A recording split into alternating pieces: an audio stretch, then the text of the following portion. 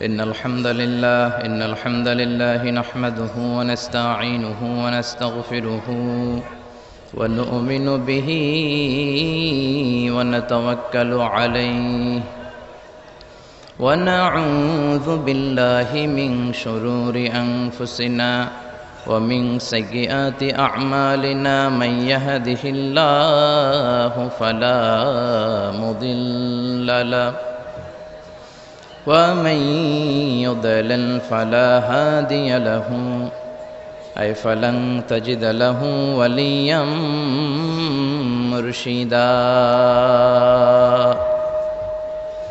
ونشهد أن لا إله إلا الله وحده لا شريك له والذي لا ضد له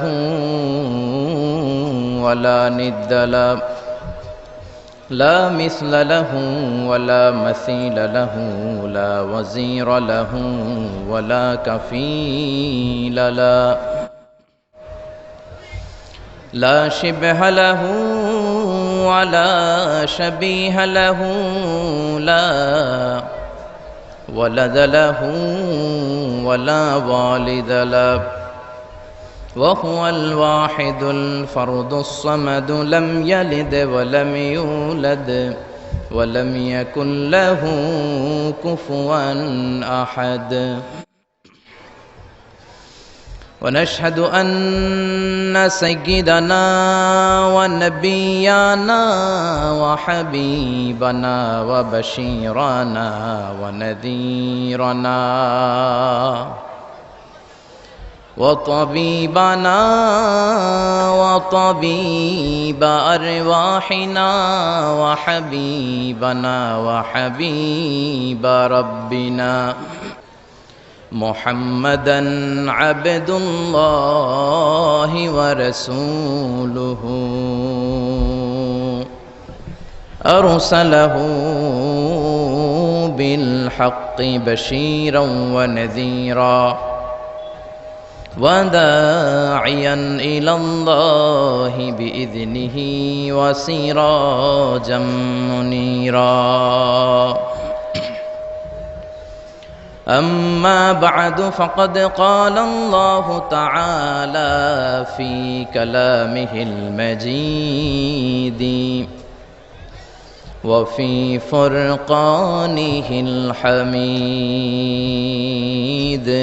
أعوذ بالله من الشيطان الرجيم بسم الله الرحمن الرحيم تبارك الذي بيده الملك وهو على كل شيء قدير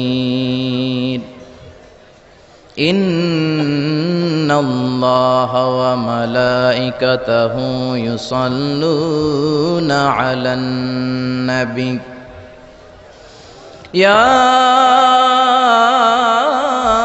أيها الذين آمنوا صلوا عليه وسلموا تسليما اللهم صل على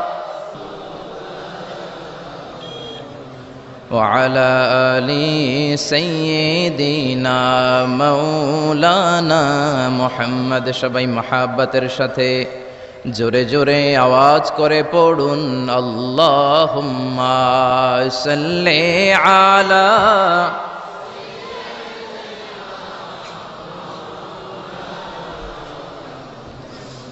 وعلى آل سيدنا مولانا محمد তাহাজ্জুদের জায়নামাজে মরণ দিও প্রভু আমায় একামতে দিনের কাজে কবুল করে নিও আমায় তাহাজ্জুদের জায়নামাজে মরণ দিও প্রভু আমায় একামতে দ্বীনের কাজে কবুল করে নিও আমায়। আল্লাহুম্মা সাল্লি আলা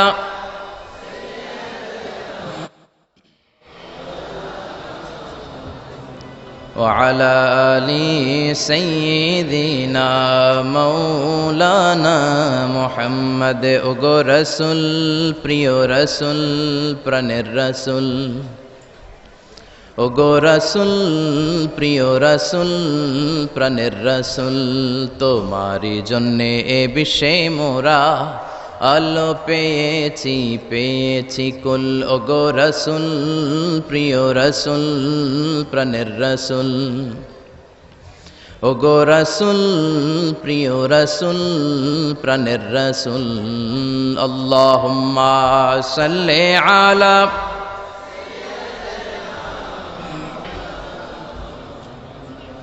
وعلى آل سيدنا مولانا محمد لا إله إلا الله لا إله إلا الله جور لا إله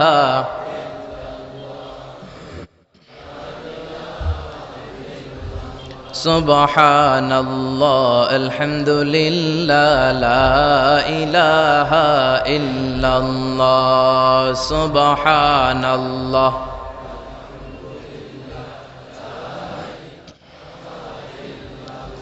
আল্লাহ নামের জিকির করবে যারা আল্লাহর কাছে প্রিয় তারা আল্লাহর কাছে প্রিয় যারা জান্নাতে প্রবেশ করবে তারা জোরে লা ইলাহা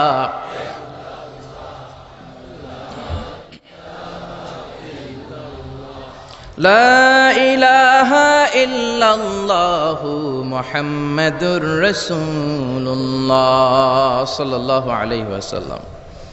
আপনারা সবাই কেমন আছেন? আমিও আলহামদুলিল্লাহ ভালো আছি। আমরা সুখে দুঃখে সকালে বিকালে শীতকালে গ্রীষ্মকালে একজনের শুকরিয়া করি, তিনি কে? আল্লাহর শুকরিয়া করলে নেয়ামত বাড়ায় দেয় কে? আর শুকরিয়া না করলে নেয়ামত কেড়ে নেয় কে? লা ইন শাকারতুম লা আযীদান্নাকুম ওয়া লা ইন কাফারতুম ইন্না আযাবি লাশাদীদ। যদি শুকরিয়া করো নেয়ামত বাড়িয়ে দিব। কার কথা? আরো জোরে বলেন, কথাটা কার? শুকরিয়া করলে তিনি নেয়ামত বাড়িয়ে দেন, আর কুফরি করলে শুধু নেয়ামত কেড়েই নেন না, শাস্তি দেন, পানিশমেন্ট দেন। আর আল্লাহর পানিশমেন্ট হজম করার ক্ষমতা আমাদের নাই। চিল্লায় বলেন ঠিক কিনা? বিশ্বনবী সাল্লাল্লাহু আলাইহি ওয়াসাল্লাম মক্কার সবচেয়ে বড় কুস্তিগির রুকানাকে ধরে মাটিতে 3টা আছাড় মেরেছিলেন। তো কুস্তি লাগার আগে বিশ্বনবী কুস্তি খেলতে চায় না, কিন্তু রুকানা বলে তুমি কুস্তি না খেললে আমি কালেমা পড়বো না। বিশ্বনবী রহমতের নবী, দয়ার নবী, মায়ার নবী ভাবলেন একজনের সাথে কুস্তি লাগলে সে যদি কালিমা পড়ে মুসলমান হয়ে জাহান্নাম থেকে বাঁচে তাহলে কুস্তি লাগতে দোষ কোথায়? তো কুস্তির জন্য প্রস্তুত হলেন। বিশ্বনবীও প্রস্তুত, রুকানাও প্রস্তুত। তো রুকানা বলে মুহাম্মদ তুমি আগে মারো।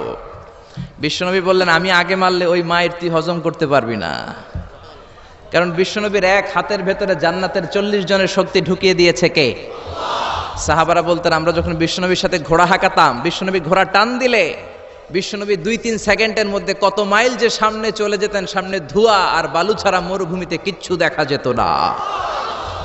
তো বিশ্বনবীর হাতের মায়ের যেমনি কেউ হজম করতে পারে না, আল্লাহও যদি পানিশমেন্ট দেয়, শাস্তি দেয়, ওই শাস্তি হজম করার শক্তি আমাদের নাই। চিল্লায় বলেন ঠিক কিনা? কারণ আল্লাহ বলে ইন্না বাতশা রাব্বিকা লাশাদীদ, আমি আল্লাহর পাকড়াওটা বড় কঠিন। আমি আল্লাহ সব সময় ধরি না, কিন্তু ধরলে ধরে ধরে ধরে না, ধরলে আল্লাহ ফেরাউনকে ধরে না ধরে না ধরে না, কিন্তু যখন ধরছে তখন নমরুদরে ধরে না ধরে না, কিন্তু যখন ধরছে তখন। এখনো যদি কেউ বান্দরামি করে ওরেও আল্লাহ ধরে না ধরে না, কিন্তু যখন ধরবে তখন ছাড়বে। আব্রাহারে ধরে না ধরে না, কিন্তু আবাবিল পাখি দিয়ে যখন টাইট করে ধরলেন তখন আব্রাহারে কেউ বাঁচাতে পারে নাই। ঠিক কিনা? আবার কাবা ভাঙতে এলে পাঠাও আবাবিল, দাও খোদা দাও আমায় আবার। ওমর দারাজ দিল দাও খোদা দাও আমায় আবার, ওমর দারাজ দিল। চিল্লায় পড়েন আল্লাহু আকবার। এজন্য সবসময় শুকরিয়া করব কার? আল্লাহ আমাদেরকে আজীবন আমরণ তার বেশি বেশি শুকরিয়া করার তৌফিক দান করুক। তাহলে আপনারা সবাই ভালো আছেন না? শীত লাগে? লাগে না? আমি শীতে কাঁপতেছি, কয় লাগে না। তাহলে মাফলার পরছেন কেন? হ্যাঁ, চাদর গায়ে দিছেন কেন? সত্যি করে বলেন, শীত লাগে? এবার আবার কয় লাগে। আসলে কোনটা সঠিক, আগেরটা না এখনকারটা? এই শীতের কথাও কোরআনে আছে না নাই? রিহলাতাশ শীতাই ওয়াস সাইফ। কুরাইশরা বছরে দুইবার বিজনেস করতে বেরোতো, একটা শীতকালে আর একটা গ্রীষ্মকালে। শীতের কথাও আল্লাহ কোরআনে দিয়েছেন। তো আলহামদুলিল্লাহ, আল্লাহ আমাদেরকে ভালো রেখেছে। আড়াইবাড়ি দরবার শরীফের উদ্যোগে আজকের এই ৮০তম বিশাল ইসালে সওয়াব ও তাফসিরুল কোরআনের মাহফিলের মুহতারাম সভাপতি, আমার প্রিয় নানা ভাই অধ্যক্ষ গোলাম সরোয়ার সাঈদী পীর সাহেব, আড়াইবাড়ি দরবার। আল্লাহ আমার প্রিয় নানা ভাইকে তুমি কবুল করে নাও। তিনি যেভাবে কোরআনের আলোকে গোটা বাংলাদেশ সহ গোটা বিশ্বে ছড়িয়ে দিচ্ছে, এর ধারাবাহিকতা আল্লাহ তুমি অটুট রাখো, তাকে তুমি সুস্থ রাখো। আমার আরেক নানা ভাই আড়াইবাড়ির পিসাব কুমিল্লা, উনি খুব অসুস্থ, হার্টে 3টা রিং পরানো হয়েছে। আল্লাহ তুমি ওনাকেও সুস্থ করে দাও। কেউ অসুস্থ হলে বিশ্বনবী পড়তেন আল্লাহুম্মা রাব্বান নাস আযহিবিল বাস ইশফি আনতা শাফি লা শিফা ইল্লা শিফাউক শিফাউন লা ইগাদিরু সাকামা। আবার পড়তেন আসআলুল্লাহাল আযীম রাব্বাল আরশিল আযীম আন ইয়াশফিয়াহ। এজন্য অসুস্থ হলে এই দোয়াগুলো পড়বেন, তাহলে সুস্থ করে দিবে কে? তাবিজ তোমার ঝুলানো যাবে না। অনেকে অসুস্থ হইলেই তাবিজ ঝুলায়, আছে না নাই? বিশ্বনবী 4 মাস, কোন বর্ণনায় 6 মাস অসুস্থ ছিলেন। লাবিদ ইবনুল আসাম, ইহুদিদের মিত্র, বিশ্বনবীকে ব্ল্যাক ম্যাজিক করেছে, কিন্তু বিশ্বনবী তাবিজ ঝুলান নাই। পরে মুআউযিজাতান, সূরাতুল ফালাক, সূরাতুন নাস নাজিল করে দিল কে? বিশ্বনবী পড়ে ফু দিলেন, বিশ্বনবী সুস্থ হয়ে গেল। চিল্লায় পড়েন আল্লাহু আকবার। এজন্য যারাই আজকের প্রোগ্রামে এসেছেন, আল্লাহ তাদের সবাইকে ভালো রাখুক, সুস্থ রাখুক। যত অসুস্থ আছে তাদের সবাইকে আল্লাহ শিফায়ে কামেলা নসিব করুক, আমরা পড়ি আমিন। আজকের মাহফিলে আসতে পেরে আমরা খুশি না বেজার? কম না বেশি? আমরা সবাই খুশি, পরিমাণে বেশি। আওয়াজ করে পড়েন আল্লাহু আকবার। আমরা শুরুতেই ফরমালি আল্লাহ তাআলাকে থ্যাঙ্কস জানাই যে আল্লাহ তাআলা এরকম চমৎকার পরিবেশে কোরআন শোনার জন্য আমাদেরকে বসার তৌফিক এনায়েত করলেন। আমরা সবাই পড়ে নিচ্ছি কালিমাতুশ শুকুর, আলহামদুলিল্লাহ। আওয়াজ করে পড়েন রব্বানা লাকাল হামদ হামদান কাসীরান তাইয়িবান মুবারাকান ফীহি ইয়া রাব্বি লাকাল হামদু কামা ইয়ানবাগি লিজালালি ওয়াজহিকা ওয়া আযীমি সুলতানিকা। লাকাল হামদু বিল ঈমান, লাকাল হামদু বিল ইসলাম, লাকাল হামদু বিল কোরআন। আমরা প্রশংসা করলাম কার? জিকির করলাম কার? আল্লাহর নামটা জপতে কেমন লাগে? আল্লাহর তার সুন্দর নামগুলো ধরে ধরে ডাকতে কেমন লাগে? আপনার অন্তরের যত জ্বালা যন্ত্রণা মিটিয়ে দিতে পারে একজন, তিনি কে? হিন্দুরা ডাকে কৃষ্ণাকে, আমরা ডাকি আল্লাহকে। হিন্দুরা বলে যো তো মিটানা চাহে জীবন কা তৃষ্ণা সুবহ শাম বল বন্দে কৃষ্ণ কৃষ্ণ কৃষ্ণ। কিন্তু আমরা বলি যো তো মিটানা চাহে জীবন কা জালা সুবহ শাম বল বন্দে আল্লাহ আল্লাহ আল্লাহ। ঠিক কি না? এজন্য আমাদের অন্তরের জ্বালা মেটাতে পারে একজন, তিনি কে? কেউ যেটা পারে না পারে কে? কেউ যেটা দেখে না দেখে কে? কেউ যেটা দেয় না দেয় কে? আমাদের মাথার উপরে কি বিশাল আকাশ, এক আকাশের চেয়ে আরেক আকাশ বড়। তার উপরে কোরআনের বাড়ি লৌহে মাহফুজ, সিদরাতুল মুনতাহা, ফেরেশতাদের কিবলা বাইতুল মামুর, তার উপরে আল্লাহর আরশ, তার উপরে আল্লাহর কুরসি। ওই কুরসির উপর থেকে 70,000 নূরের পর্দা, সেখান থেকে আল্লাহ আমাদের উপর রহমত নাজিল করেন। এত উপর থেকে সপ্ত জমিনের নিচেও কোনো পিপিলিকা যদি নীরবে নিঃশব্দে হেঁটে যায়, আল্লাহ ওই পিঁপড়ার পায়ের আওয়াজটাও শুনতে পায়। সুবহানাল্লাহ বাড়িতে যে বললেন, আরো জোরে পড়েন সুবহানাল্লাহ। আসেন সে আল্লাহর নামের আমরা বড়ত্ব ঘোষণা করি। আল্লাহ বলেন রব্বাকা ফাকাব্বির, নবী আপনি আপনার রবের নামের বড়ত্বের ঘোষণা দেন। আসেন আল্লাহর নামের 3টা তাকবীর দিয়ে আমরা সরাসরি কোরআন থেকে শুনবো ইনশাআল্লাহ। পড়েন। প্রথম তাকবীর দিবেন বিবাহিতরা, দ্বিতীয় তাকবীর দিবেন অবিবাহিতরা, তৃতীয় তাকবীর দিবেন সবাই মিলে। বিবাহিত বনাম বিবাহিত না করলে আজকে আপনাদের জড়তা কাটবে না। বিবাহিতরা হাত তুললেন তো দেখি, আপনাদের দলে আমিও আছি ইনশাল্লাহ, হাত নামান। অবিবাহিত কারা আসছো দেখি? ওরে আল্লাহ, এটা দেখি অবিবাহিতদের মাহফিল, মাশাআল্লাহ। হাত নামাও। আমি লিল্লাহি তাকবীর বললে প্রথমে আমার বিবাহিত বাজানরা পড়বেন আল্লাহু আকবার, এরপর অবিবাহিতরা পড়বেন দ্বিতীয় পর্যায়ে আল্লাহু আকবার, আর তৃতীয় পর্যায়ে আজকে সবাই মিলে আমরা তাকবীর দিয়ে গলা ফাটাই দিব। পারা যাবে মুসলমান? শুরুতে বিবাহিতরা রেডি হন। বিবাহিত ভাইরা রেডি? রেডি? ওনারা যে রেডি এটাও কইতে পারে না রেডি। এদের আওয়াজ শুনে মনে হচ্ছে মহিলা সমাবেশে ওয়াজ করতেছি। মহিলা সমাবেশ হয় কসবাতে, মহিলা সমাবেশে এদিকে একটা পর্দা থাকে, আমি কাউরে দেখি না, আমি ওয়াজ করতেই থাকি আর হনতেই থাকে, কোনো সুবহানাল্লাহ নাই, আলহামদুলিল্লাহ নাই, কোনো আওয়াজ নাই। তো মনে হচ্ছে যে মহিলা সমাবেশ। আপনারা সামনে যারা বসা মহিলা না পুরুষ? যে পুরুষ এটাও কইতে পারলো না। চিৎকার করে বলেন মহিলা না পুরুষ? শুধু পুরুষ না সুপুরুষ? শুধু কি সুপুরুষ না ইমানদার সুপুরুষ? ইমানদার সুপুরুষের তাকবীরের আওয়াজ তো আকাশ বাতাস চন্দ্র সূর্য ভেদ করে আল্লাহর আরশে যে ধাক্কা লেগে যায়। তো শুরুতে বিবাহিত ভাইরা রেডি? গলা ফাটিয়ে তাকবীর দেওয়া যাবে? আমি পড়বো লিল্লাহি তাকবীর, প্রথম পর্যায়ে বিবাহিতরা পড়বে আল্লাহু আকবার। অনেকে কাশি দিয়ে গলা ঠিক করতেছে। তো বিবাহিত ভাইরা তাকবীর দেন, অবিবাহিতরা চুপ থাকো। বিবাহিত ভাইরা পড়েন লিল্লাহি তাকবীর। মাশাআল্লাহ, অনেক আওয়াজ হয়েছে, খারাপ না একেবারে, কি বলেন?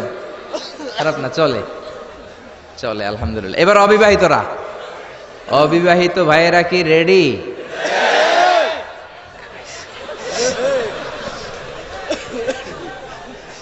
রেডি? আল্লাহু আকবার। আচ্ছা অবিবাহিতরা এবার তাকবীর দাও, লিল্লাহি তাকবীর।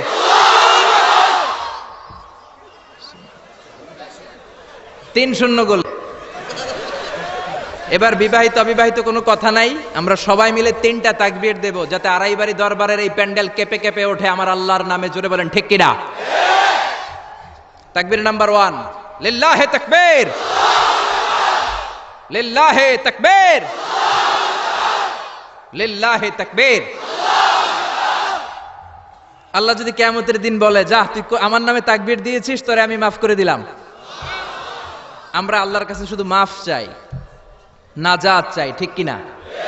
আর কিছু যে চাই না আমি, চাই গো নাজাত, আল্লাহ তোমার কাছে আমার এই মুনাজাত, আল্লাহ তোমার কাছে আমার এই মুনাজাত। পড়েন আমিন। আমি আমার খুতবার শুরুতে সূরা মুলকের প্রথম আয়াত তেলাওয়াত করেছি। আসুন আজকের এই চমৎকার রজনীতে, এই মোবারক রজনীতে, এই বরকতময় সন্ধ্যায় রাতে আমরা সূরাতুল মুলকের আলোকে কথা শুনি। আওয়াজ করে পড়েন ইনশাআল্লাহ।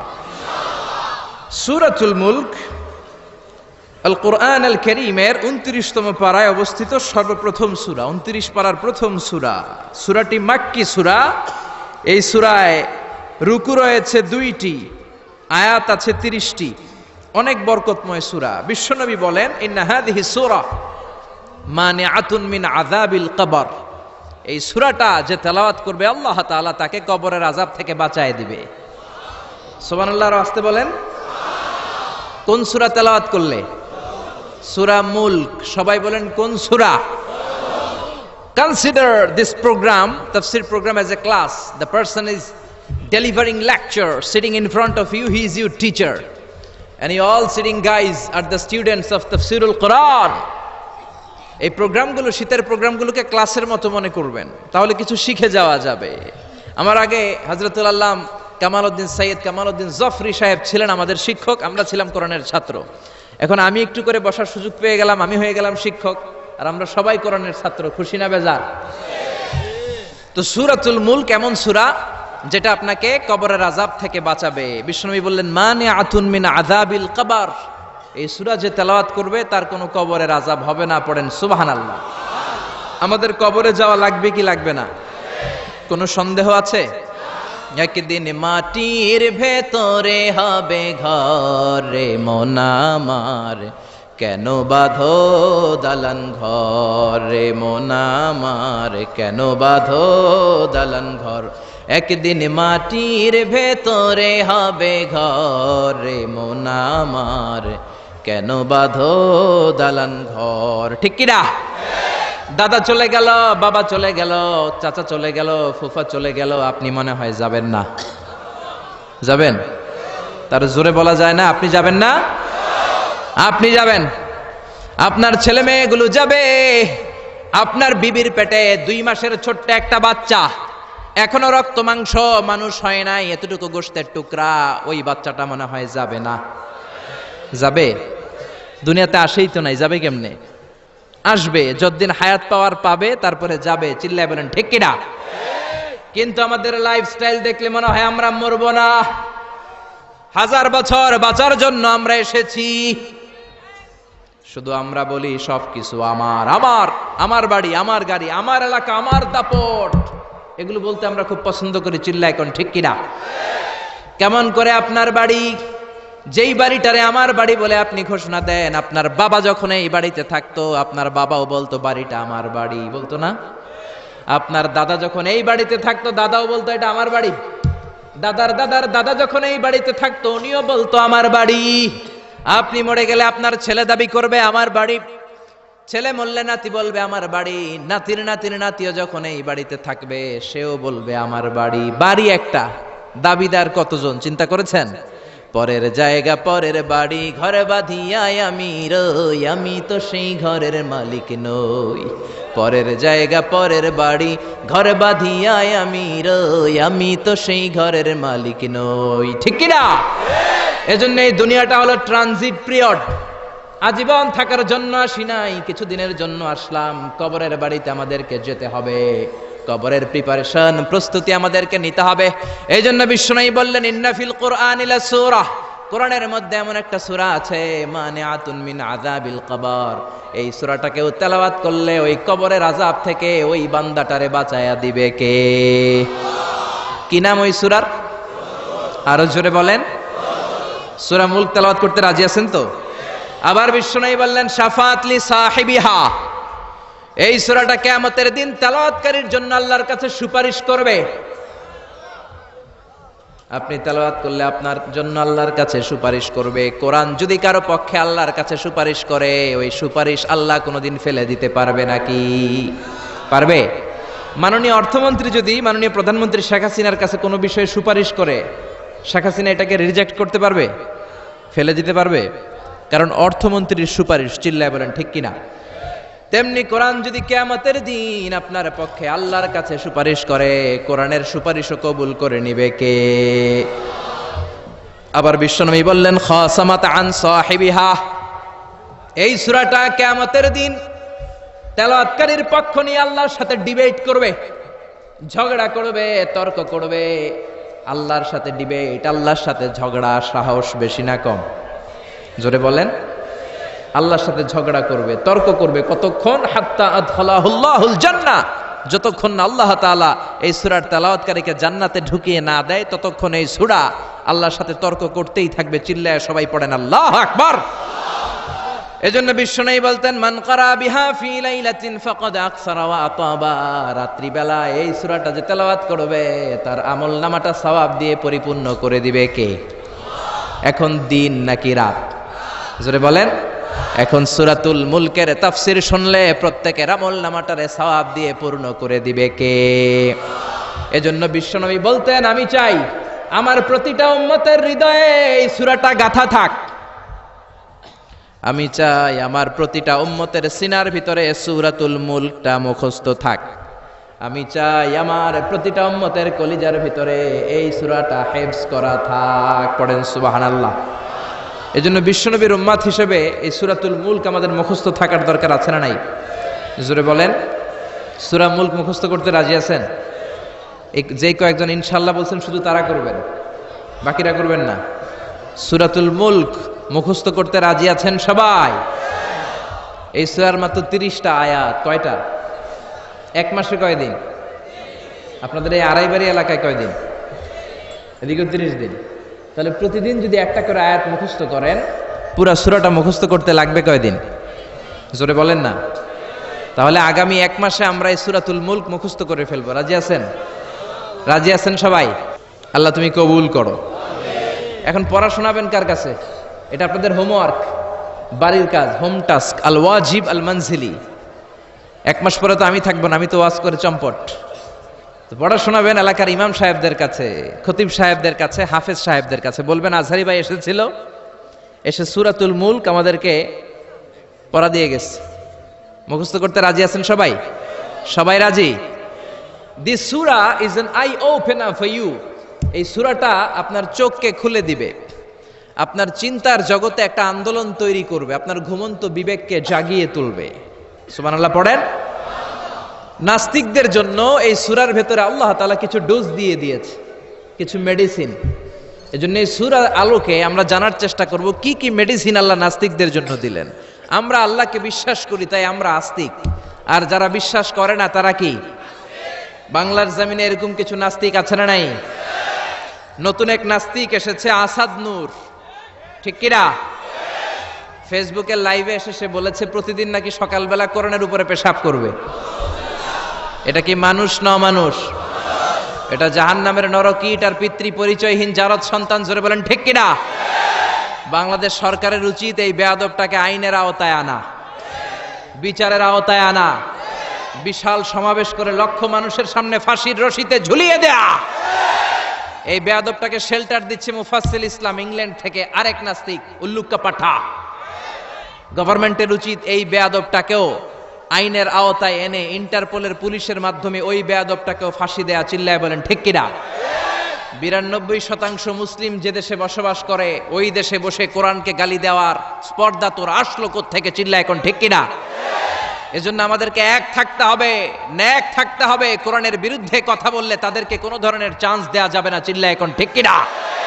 যারা কোরআনের গালি দেয় তারা এই জমিনটা চিনে নাই। এই জমিন পীর আউলিয়াদের জমিন, এই জমিন দাড়িওয়ালাদের জমিন, টুপিওয়ালাদের জমিন, এই জমিন আলিয়া মাদ্রাসার জমিন, কৌমি মাদ্রাসার জমিন, এই জমিন টঙ্গীর তুরাকপাড়ের বিশ্ব ইস্তেমার জমিন। জোরে কোন ঠিক কিনা?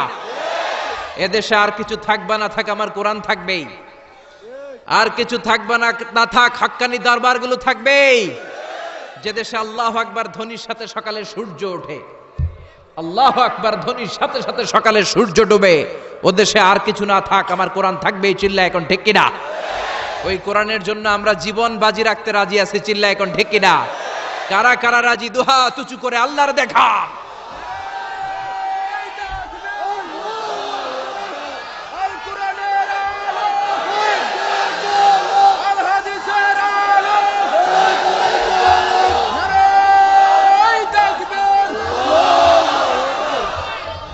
আল্লাহ কোরআনের জন্য ভালোবাসাকে তুমি কবুল করে নাও।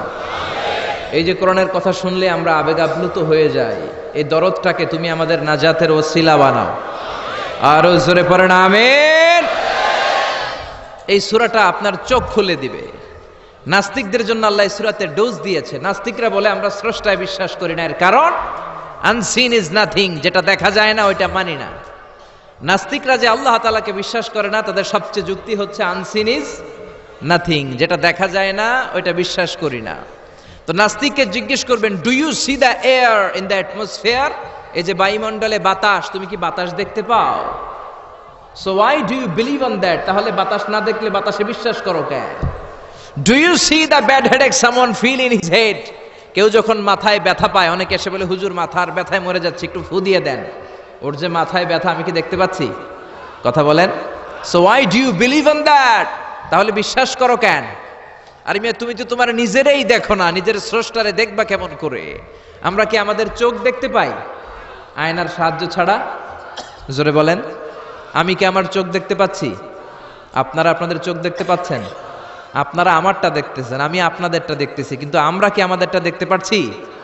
সামনে আয়না না ধরলে আমরা আমাদের চোখ দেখি না। আপনি কি আপনার পিঠ দেখেছেন আয়নার সাহায্য ছাড়া? জোরে বলেন। আরে আয়না এনে দিলেও তো পিঠ দেখতে গেলে ঘাড় ভেঙে যাওয়ার সম্ভাবনা আছে। চিল্লা এখন ঠিক কিনা? এজন্য আল্লাহ ডেকে বলে, গোলাম আমারে দেখা যায় না, লা তুদরিকুহুল আবসার ওয়া হুয়া ইউদরিকুল আবসার হুয়াল লাতীফুল খাবীর। পৃথিবীর কোন চোখ আমি আল্লাহরে দেখে না, আমি আল্লাহর চোখ পৃথিবীর সবাইরে দেখে, ঠিক কি না? এজন্য আমারে দেখা যায় না, আমার সৃষ্টির দিকে নজর করে তাকা, আমার সৃষ্টির ভেতরে আমি আল্লাহর নিদর্শন আছে না নাই? কক্সবাজারে যান, the longest sea beach in the world, পৃথিবীর সবচাইতে বড় সমুদ্র সৈকত বাংলাদেশে দিয়ে দিয়েছে কে? 155 কিলোমিটার। এই সাগরের সামনে যখন দাঁড়াবেন, সাগরের ঢেউ তর্জন গর্জন যখন আপনার চোখে পড়বে, সাগরের দিকে তাকালে আপনি বুঝতে পারবেন এই সাগরেরও একজন স্রষ্টা মালিক আছে না নাই? পাহাড়ের দিকে নজর করলে বুঝবেন পাহাড়ের একজন স্রষ্টা আছে। মরুভূমির দিকে যদি তাকান আপনি বুঝতে পারবেন এই মরুভূমির একজন স্রষ্টা আছে। ঝর্ণার দিকে নজর করলে বুঝবেন এই ঝর্ণারও একজন মালিক আছে না নাই? ঝর্ণা ঝর্ণা ঝর্ণা রে, বলনা বলনা বলনা রে, কার বিরহে পাগল পাড়া তুই, কার মিলনে ফুল ফসলে ভরা রে তোর দুকুল ভুই, কার মিলনে ফুল ফসলে ভরা রে তোর দুকুল ভুই, ঝর্ণা ঝর্ণা ঝর্ণা রে, বলনা বলনা বলনা রে, কার বিরহে পাগল পাড়া তুই। পড়েন আল্লাহু আকবার। ঝর্ণার দিকে যদি তাকান অন্তরের চোখ নিয়ে, আপনার অন্তর আপনাকে সায় দিবে, বলে দিবে যে এই ঝর্ণা এমনি এমনি তৈরি হয় না, এই ঝর্ণারও একজন স্রষ্টা আছে না নাই? এজন্য নাস্তিকদের জন্য আল্লাহ এই সূরাতে ডোজ দিয়েছেন। কুফা নগরীতে এক নাস্তিক ছিল, সে বলে আমি স্রষ্টাকে মানি না, যদি কেউ আমার সামনে এসে প্রমাণ করে দিতে পারে যে স্রষ্টা বলে একজন কেউ আছে আমি মেনে নিব। কুফার লোকেরা বলল ইনদানা ইমাম ইসমুহু নু'মান ইবনু সাবিত, আমাদের একজন ইমাম আছে তার নাম নু'মান, উনি আমাদের ইমাম, আল ইমাম আল আযম আবু হানিফা। সুবহানাল্লাহ পড়বেন না? সবাই বলল তুমি নাস্তিক, তোমার ইমামে আযম আবু হানিফা নু'মান ইবনু সাবিত, উনি বুঝাইয়ে দিতে পারবে যে স্রষ্টা বলে একজন আছে। নাস্তিক বলে কই তোদের ইমাম, নিয়ে আয়। সময় দেয়া হলো জুমার নামাজের পরে দুপুর 2টায় কুফার একটা ময়দানে সাইয়েদনা ইমাম আবু হানিফা আর নাস্তিক একসাথে তর্ক করবে, ডিবেট করবে। সাইয়েদনা আবু হানিফা উনি আল্লাহর পক্ষে আর নাস্তিক আল্লাহর বিপক্ষে। তো যেদিন তর্কের ডেট করা হলো, হাজার হাজার মানুষ এসেছে, ওই নাস্তিকও এসেছে, আসে নাই শুধু ইমাম আবু হানিফা। 2টার দিকে এসে সবাই বসে আছে, আসে না। 2:30 বাজে, আসে না। 3টা বাজে, আসে না। 3:30 আসে না। 4টার দিকে দৌড়ায় আসছে। নাস্তিক বলে যেই লোকের সময় জ্ঞান নাই ওই লোকের সাথে কোনো তর্ক নাই। কথা শুনতেছেন? মনোযোগ আছে না গেছে? যার সময়ের জ্ঞান নাই তার সাথে তর্ক নাই। ইমাম আবু হানিফা বললেন ইনদি উযর, আমার ওজর আছে, আই হ্যাভ এক্সকিউজ। কি এক্সকিউজ আছে? আবু হানিফা বলতে শুরু করলেন আমি যখন ঘর থেকে বের হয়ে যাই আমার বাড়ির সামনে বিশাল একটা নদী পড়ে যায়, এই নদীটা পার হয়ে আসতে হয়। আজকে যে দেখি নদীর সামনে কোনো মানুষ নাই, কোনো নৌকা নাই, কেউ নাই। নদীর পাশেই বিশাল বড় একটা গাছ। হঠাৎ দেখলাম এমনি এমনি গাছটা কেটে 2 ভাগ হয়ে গেল। এমনি এমনি গাছ থেকে তক্তা বেরোয় জোড়া লেগে গেল। করাত ছাড়া, মিস্ত্রি ছাড়া কাঠগুলো অটোমেটিক্যালি লেগে লেগে নৌকা হয়ে গেল। মাঝি ছাড়া, লগি ছাড়া, বৈঠা ছাড়া এই নৌকাতে আমি উঠে বসলাম, নৌকা আমাকে নিয়ে টান দিয়ে সা করে নদীর উপার নিয়ে গেল। এই প্রসেসিংটা হতে আমার 2 ঘন্টা সময় লেগেছে। কয় ঘন্টা? নাস্তিক কয় তবে ইমাম গাঞ্জা খাইছে, গাঞ্জা। তোদের ইমাম গাঁজা খেয়েছে অথবা গত রাতে ঘুমায় নাই। সাইয়েদনা ইমাম আবু হানিফা বললেন এমন কথা বলেন কেন? নাস্তিক বলে মানুষ ছাড়া, করাত ছাড়া, মিস্ত্রি ছাড়া গাছ এমনি এমনি 2 ভাগ হয়ে যায় নাকি? এমনি এমনি তক্তা জোড়া লেগে যায় নাকি? কাঠের পিসগুলো জোড়া লেগে লেগে নৌকা হয়ে যায় নাকি? মাঝি ছাড়া, লগি ছাড়া, বৈঠা ছাড়া নদীর এপার থেকে নৌকা কাউকে নিয়ে ওপারে চলে যায় নাকি? ইমাম আবু হানিফা বললেন now you are on the right track, এই তো আপনি লাইনে চলে আসছেন, এখন আপনার বোঝানো সহজ হবে আমার। সাইয়েদনা ইমাম আবু হানিফা বললেন বুঝলাম, এমনি এমনি কিছু হয় না, এমনি এমনি তক্তা হয় না, এমনি এমনি নৌকা হয় না, এমনি এমনি মাঝি ছাড়া নৌকা চলে না। তাহলে আকাশটা কেমন করে এমনি এমনি হলো? জমিনটা কেমন করে এমনি এমনি হলো? মহাশূন্য কেমন করে এমনি এমনি হলো, নভমণ্ডল ভূমণ্ডল কেমন করে এমনি এমনি হলো, কার ইশারায় সাগর বয়ে যায়, কার ইশারায় ঝর্ণা চলে। চিল্লা এখন সুবহানাল্লাহ। নাস্তিক বলে তাই তো, এইভাবে তো আমি ভেবে দেখি নাই, আসলেই তো আমি একটা উল্লুক্কা পাঠা, আমি তো চিন্তা করি না এইভাবে। নাস্তিক বলে, ও ইমাম, আপনি আমার ঘুমন্ত বিবেককে জাগিয়ে দিয়েছেন, আমার চোখ আপনি খুলে দিয়েছেন, আর দেরি করার দরকার নাই, আপনি আমারে পড়িয়ে দেন লা ইলাহা ইল্লাল্লাহু মুহাম্মাদুর রাসূলুল্লাহ সাল্লাল্লাহু। এজন্য সূরার ভেতরে নাস্তিকদের জন্য কিছু মেডিসিন দিয়েছে কে? আরো জোরে সবাই বলেন কে? সূরার নাম আরো জোরে সবাই বলেন না, কি নাম? সূরা মুলক। মুলক মানে ক্ষমতা, মুলক মানে কি? মুলক মানে পাওয়ার, মুলক মানে অথরিটি, মুলক মানে সভরেন্টি। আল্লাহ শুরু করলেন তাবারাকাল্লাযী বিয়াদিহিল মুলকু ওয়া হুয়া আলা কুল্লি শাইইন কাদির। সুমহান সেই সত্তা যার হাতে ক্ষমতা, আর তিনি পৃথিবীর সব কিছু করার ব্যাপারে সক্ষমতা রাখেন। সুবহানাল্লাহ। আল্লাহ শুরু করলেন তাবারাকা দিয়ে, তাবারাকাল্লাযী বিয়াদিহিল মুলক। সুমহান সেই সত্তা যার হাতে ক্ষমতা। ক্ষমতা কার হাতে? সবাই বলেন কার হাতে? নাকি আপনাদের হাতে? আপনারা তো বলেন ক্ষমতা আপনাদের হাতে, বলেন না? জনগণ সকল ক্ষমতার উৎস, বলেন না? এটা রাষ্ট্রীয় কুফুরি, রাষ্ট্র থেকেও কিছু কুফুরি আমাদেরকে শেখানো হয়। এজন্য রাষ্ট্রের সব সিগন্যাল মেনে নেওয়া যাবে না। চিল্লা এখন ঠিক কিনা? জনগণ সকল ক্ষমতার উৎস নয়, সকল ক্ষমতার উৎস হচ্ছে একজন, তিনি কে? একটু খেয়াল করে বুঝে উত্তর দেন। কেমন করে আপনি ক্ষমতার উৎস হন? আপনার যখন পেটে ব্যথা হয়, আপনি বিছানায় গড়াগড়ি খান কি খান না? ডায়রিয়া হলে চিল্লাচিল্লি করেন কি করেন না? তো আপনি না ক্ষমতার উৎস, আপনি চিল্লাচিল্লি করেন কেন? 3 বার ডায়রিয়ার কারণে টয়লেটে গেলে 4th বার আর চেহারার দিকে তাকানো যায় না। 5 বার বাথরুমে গেলে বাইরে একা আই আর হাইতান্ন আই মরি যাইউম। তো হাইতান্ন কিল্লাই? আপনারা ক্ষমতার মালিক। ডায়রিয়া হলে আপনি টয়লেট থেকে বের হয়ে বলবেন আমি ক্ষমতার মালিক, এই জন্য আমার ডায়রিয়া হয়েছে। আসলে আমরা ক্ষমতার মালিক নই, ক্ষমতার মালিক একজন, তিনি কে? আমরা হলাম সবাই দুর্বল। ওয়া খুলিকাল ইনসানু দাঈফা। আমাদেরকে দুর্বল বানিয়ে আল্লাহ তৈরি করেছেন। শুধু আমরাই দুর্বল নই, আমরা দুর্বলের ঘরের দুর্বল। আমরা দুর্বল, আমাদের বাবাও দুর্বল, দাদাও দুর্বল, তার মানে দুর্বলের ঘরের, দুর্বলের ঘরের। আমরা তো দুর্বল। রিকশার টায়ার পাংচার হলে আমরা বাজারে লাভ দিয়ে উঠি, লাভ দেন না? আমি কত লাভ দিছি? আমি তো এক জেলা থেকে আরেক জেলায় তাফসীর প্রোগ্রামের কারণে যাওয়া লাগে, তো মাঝ রাতে মাঝে মাঝে ট্রাকের চাকা টায়ার পাংচার হয়ে যায়, তো লাভ দিয়ে উঠি। রিকশাওয়ালারে বলি কিরে, ড্রাইভারে বলি কিরে কিসের আওয়াজ? বলে হুজুর ট্রাকের টায়ার পাংচার হয়ে গেছে, লাভ দিয়ে উঠি। কোনো ক্ষমতা নাই। পিছন থেকে কেউ যদি বলে হুজুর মাহফিলের প্যান্ডেলে সাপ, ফস, খুঁজে পাওয়া যাবে? আপনারা থাকলো আমি দৌড় দুমে এসি বাদিয়া, সাসা আপন প্রাণ বাসা। 3-4টা ভাউয়া ব্যাং যদি কেউ ছেড়ে দেয়, এখানে একটা ওইদিকে একটা ওইদিকে একটা, ব্যাং আর কি লাভ দিবে? তার সে 3 ডবল লাভ দিয়ে আপনারা পালাবেন, ঠিক কিনা?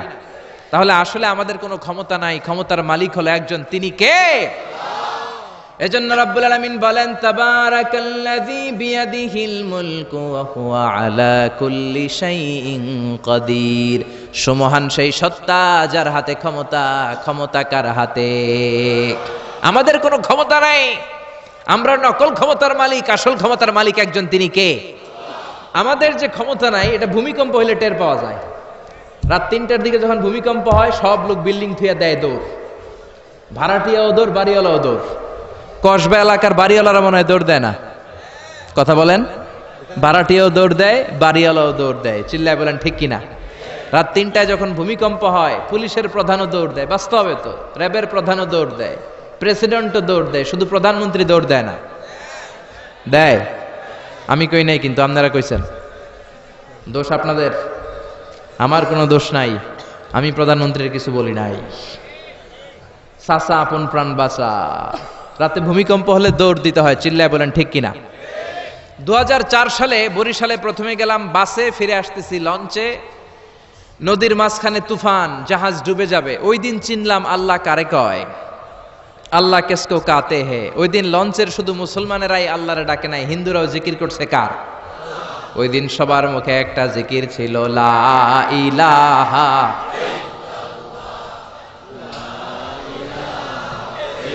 লা ইলাহা ইল্লাল্লাহু মুহাম্মাদুর রাসূলুল্লাহ। লঞ্চের সবাই সেদিন চিৎকার দিয়ে বলছে বাঁচাও। আমি বললাম কে বাঁচাবে? কয় হুজুর আপনি বাঁচাবেন। তো তাইলে আমারে বাঁচাইবো কে? কয় হুজুর আপনারে বাঁচাইবো আল্লাহ। আসলে বিপদে পড়লে বোঝা যায় আমাদের কোনো ক্ষমতা নাই, ক্ষমতার মালিক হচ্ছেন একজন, তিনি কে? এজন্য রাব্বুল আলামিন বলেন, কুলিল্লাহুম্মা মালিকাল মুলকি তুতিল মুলকা মান তাশাউ ওয়া তানজিউল মুলকা মিম্মান তাশা ওয়া তুইজ্জু মান তাশাউ ওয়া তুযিল্লু মান তাশাউ বিয়াদিকাল খায়র ইন্নাকা আলা কুল্লি শাইইন কাদির। ও আল্লাহ, আপনি ক্ষমতার মালিক। ক্ষমতার মালিক কে? আপনি যারে চান ক্ষমতার চেয়ারে বসান, আবার যারে চান ক্ষমতা থেকে নামিয়ে দেন। ফেরাউনকে মিশরের মসনদে বসালো কে? আবার সাগরের পানিতে সুবানি খাওয়াইলো কে? নমরুদকে ইরাকের চেয়ারে বসালো কে? আবার মশার কামড় দিয়ে শেষ করে দিল কে? ডোনাল্ড ট্রাম্পকে আমেরিকার ক্ষমতার চেয়ারের মধ্যে বসালো কে? ডোনাল্ড ট্রাম্প যদি বান্দ্রামি করে ওইটারও লাথি মাইরা নামায়া দিতে পারে কে? এজন্য আল্লাহ বললেন, তাবারাকাল্লাযী বিয়াদিহিল মুলকু ওয়া হুয়া আলা কুল্লি শাইইন কাদির। সুমহান সেই সত্তা যার হাতে ক্ষমতা, সব ক্ষমতা কার হাতে? জোরে বলেন না, কার হাতে? এই পৃথিবীতে অনেক দেশের প্রধানমন্ত্রী কিংবা প্রেসিডেন্ট ক্ষমতার চেয়ারে 5 বছরের মেয়াদে বসে, জানেন? জানেন না? না, কোন দেশে 5 বছরের মেয়াদে, কোন দেশে 10 বছরের মেয়াদে। তো আমার আল্লাহ ক্ষমতার চেয়ারে বসছে কয় বছরের মেয়াদে? কথা বলেন। 20 বছর, 50 বছর, 100, 200, এর চেয়ে বেশি? উনার ক্ষমতার নির্দিষ্ট মেয়াদ নাই, উনার আজীবন মেয়াদ। সুবহানাল্লাহ কইবেন না? ওয়াল আউয়াল ওয়াল আখির ওয়াল যাহির ওয়াল বাতিন ওয়া হুয়া বিকুল্লি শাইইন আলিম। আল্লাহ বললেন, আমি প্রথম, আমি শেষ, আমি প্রকাশ্য, আমি গোপন। অনাদিকাল থেকে আমি আল্লাহ ক্ষমতার চেয়ারে বসা, অনন্তকাল পর্যন্ত থাকব। ঠিক কি না? 5 বছর 10 বছরের মেয়াদে আল্লাহ ক্ষমতার চেয়ারে বসে নাই। আল্লাহর ক্ষমতার মেয়াদ হচ্ছে আজীবন মেয়াদ। চিল্লায় বলেন ঠিক কি না? বুঝে শুনে উত্তর দিবেন। পৃথিবীর অনেক দেশে ক্ষমতায় যেতে হলে ডেমোক্রেটিক সিস্টেমে ক্ষমতায় যেতে হয়, মানে ভোটে জিতে। তো আল্লাহ তো ভোটে জিতে ক্ষমতায় আসছে, তাই না? ভোট ছাড়া, হ্যাঁ, এমনি এমনি চলে আসছে। আবার পৃথিবীর অনেক দেশে ডিকটেটরশিপ সিস্টেমে, মানে স্বৈরাচারী পদ্ধতিতে, জোর যার মুল্লুক তার, ওই সিস্টেমে ক্ষমতায় বসে। আল্লাহ তো এই সিস্টেমে আসছে না? আচ্ছা। আবার অনেক দেশে আছে মোনার্কি সিস্টেম, রাজতন্ত্র, বাবা রাজা, তার ছেলেও রাজা। তো আল্লাহর বাবা ছিল রাজা, এই জন্য আল্লাহও রাজা। বিষয়টা কেমন? আল্লাহ বললেন, খবরদার, আমার ক্ষমতার সাথে তোদের ক্ষমতা মিলাবি না। কুল হুয়াল্লাহু আহাদ আল্লাহুস সামাদ লাম ইয়ালিদ ওয়া লাম ইউলাদ ওয়া লাম ইয়াকুল লাহু কুফুয়ান আহাদ। লাম ইয়ালিদ ওয়া লাম ইউলাদ, আমি কাউরে জন্ম দেই নাই, আবার আমি কারো কাছ থেকে জন্ম নেই নাই, উত্তরাধিকার সূত্রে কারো কাছ থেকে ক্ষমতা পাই নাই। বিশ্বের শুরুতে, মহাবিশ্বের শুরু থেকে যে ক্ষমতার চেয়ারে আমি আল্লাহ বসে আছি, আমি আল্লাহ এই ক্ষমতার চেয়ারে শেষ পর্যন্ত থাকবো। চিল্লায় বলেন ঠিক কি না? আমাদের ক্ষমতার সাথে ওনার ক্ষমতার কোনো মিল নাই। আবার পৃথিবীর অনেক দেশে দেখবেন ক্ষমতায় যেতে হলে কোয়ালিশন করা লাগে। বাংলাদেশে এটারে বলে জোট করা লাগে। কি করা লাগে? জোটের রাজনীতি বাংলাদেশে আছে না নাই? কথা বলেন, কথা কয় না, মনে হয় কিছু বুঝেই না। জোটের রাজনীতি আছে না নাই? জোট যার বেশি ক্ষমতা তার বেশি, ঠিক কি না? প্রথমে শুরু হইল 4 দলীয় জোট, তারপর 14 দলীয়, তারপর 18 দলীয়, এরপর 20 দলীয়, এরপর মহাজোট, এবার হবে মহাজোট। তো আল্লাহ তো জোট করে ক্ষমতায় আসছে। আল্লাহর জোট করা লাগছে, কোয়ালিশন করা লাগছে। আল্লাহ বললেন খবরদার, ওয়ালাম ইয়াকুল্লাহু শারীকুম ফিল মুলকি ওয়া কাব্বিরহু তাকবীরা। আমার ক্ষমতায় কোনো অংশীদার দল নাই, আমার ক্ষমতার মধ্যে কোনো শরিক দল নাই, আমার কোনো জোট নাই, আমার কোনো কোয়ালিশন নাই, আমি একাই ক্ষমতার মালিক, আমার ক্ষমতায় ভাগ বসানোর মতো কেউ নাই। জোরে কোন ঠিক কিনা? আবার দেখবেন পৃথিবীর অনেক দেশে আন্দোলনের মাধ্যমে ক্ষমতার চেয়ার থেকে নামানো যায়। যিনি প্রেসিডেন্ট, একটা আন্দোলন করলে ক্ষমতা থেকে নামানো যায়, এরকম আছে না নাই? গণ অভ্যুত্থান করতে পারলে, আন্দোলন করতে পারলে ক্ষমতা থেকে নেমে যায়। আমি যখন মিশরে পড়াশোনা করি, মিশরের প্রেসিডেন্ট ছিল হোসনি মুবারক। মিশরে একটা আন্দোলন হলো, ওই আন্দোলনের ঠেলায় হোসনি মুবারক ক্ষমতা ছেড়ে দিতে বাধ্য হলো। তো আমরাও যদি পৃথিবীর সবাই মিলে আল্লাহর বিরুদ্ধে আন্দোলন করি, আল্লাহ ক্ষমতা ছেড়ে দিতে বাধ্য। বুঝে শুনে উত্তর দিয়েন। পৃথিবীর সবাই মিলে চাইলেও আল্লাহ ক্ষমতা থেকে নামবে না। আচ্ছা, যত জিন আছে মহাবিশ্বে, সব জিনেরা যদি বলে আমরাও একাত্মতা ঘোষণা করলাম, আমরাও আল্লাহরে মানি না, মানুষ জিন ভাই ভাই, আল্লাহর আর রক্ষা নাই, তাইলে তো আল্লাহ ক্ষমতা ছেড়ে দিবে, তাই না? ছেড়ে দিবে। আবার ফেরেশতারাও যদি বলে আমরাও মানি না, মানুষ জিন ফেরেশতা তিন দলীয় জোট। কয় দলীয়? কথা বলেন। মানুষ জিন ফেরেশতা তিন দলীয় জোট করে যদি আল্লাহর ব্যাপারে বিদ্রোহ করি, তাহলে আল্লাহর ক্ষমতা শেষ নাকি? আল্লাহর ক্ষমতা শেষ? আল্লাহ বললেন ওয়া আন্নাকুম গায়রু মুজিজিল্লাহ।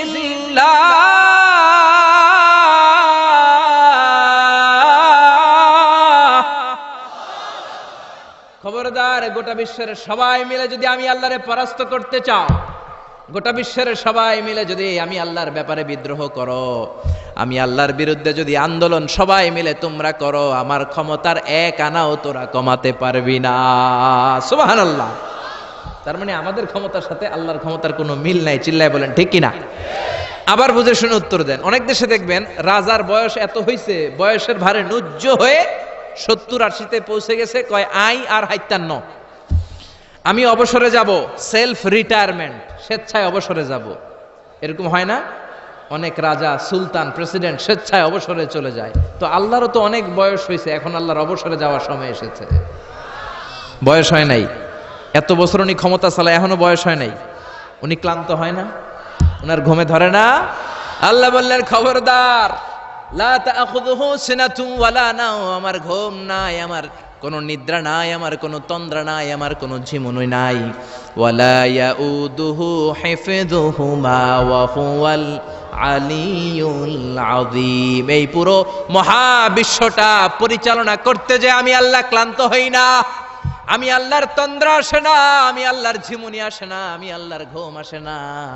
আমি আল্লাহ একাই মহাবিশ্বের সব ক্ষমতার মালিক। ঠিক কিনা?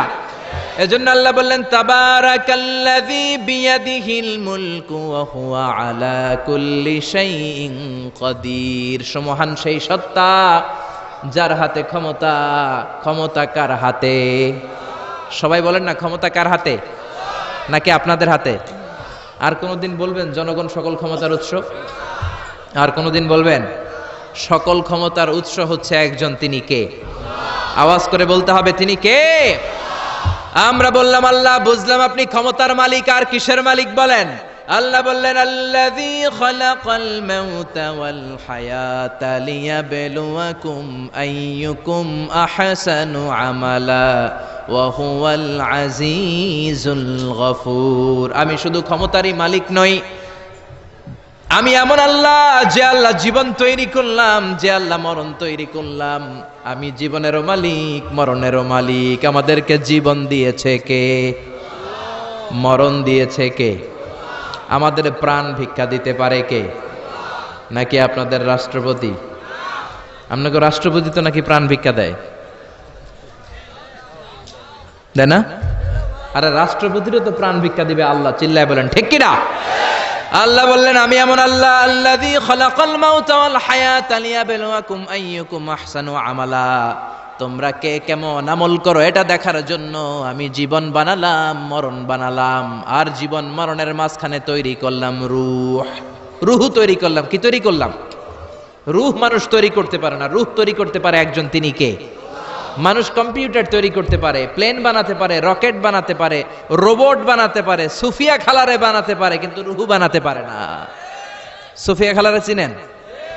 আপনারাও চিনেন?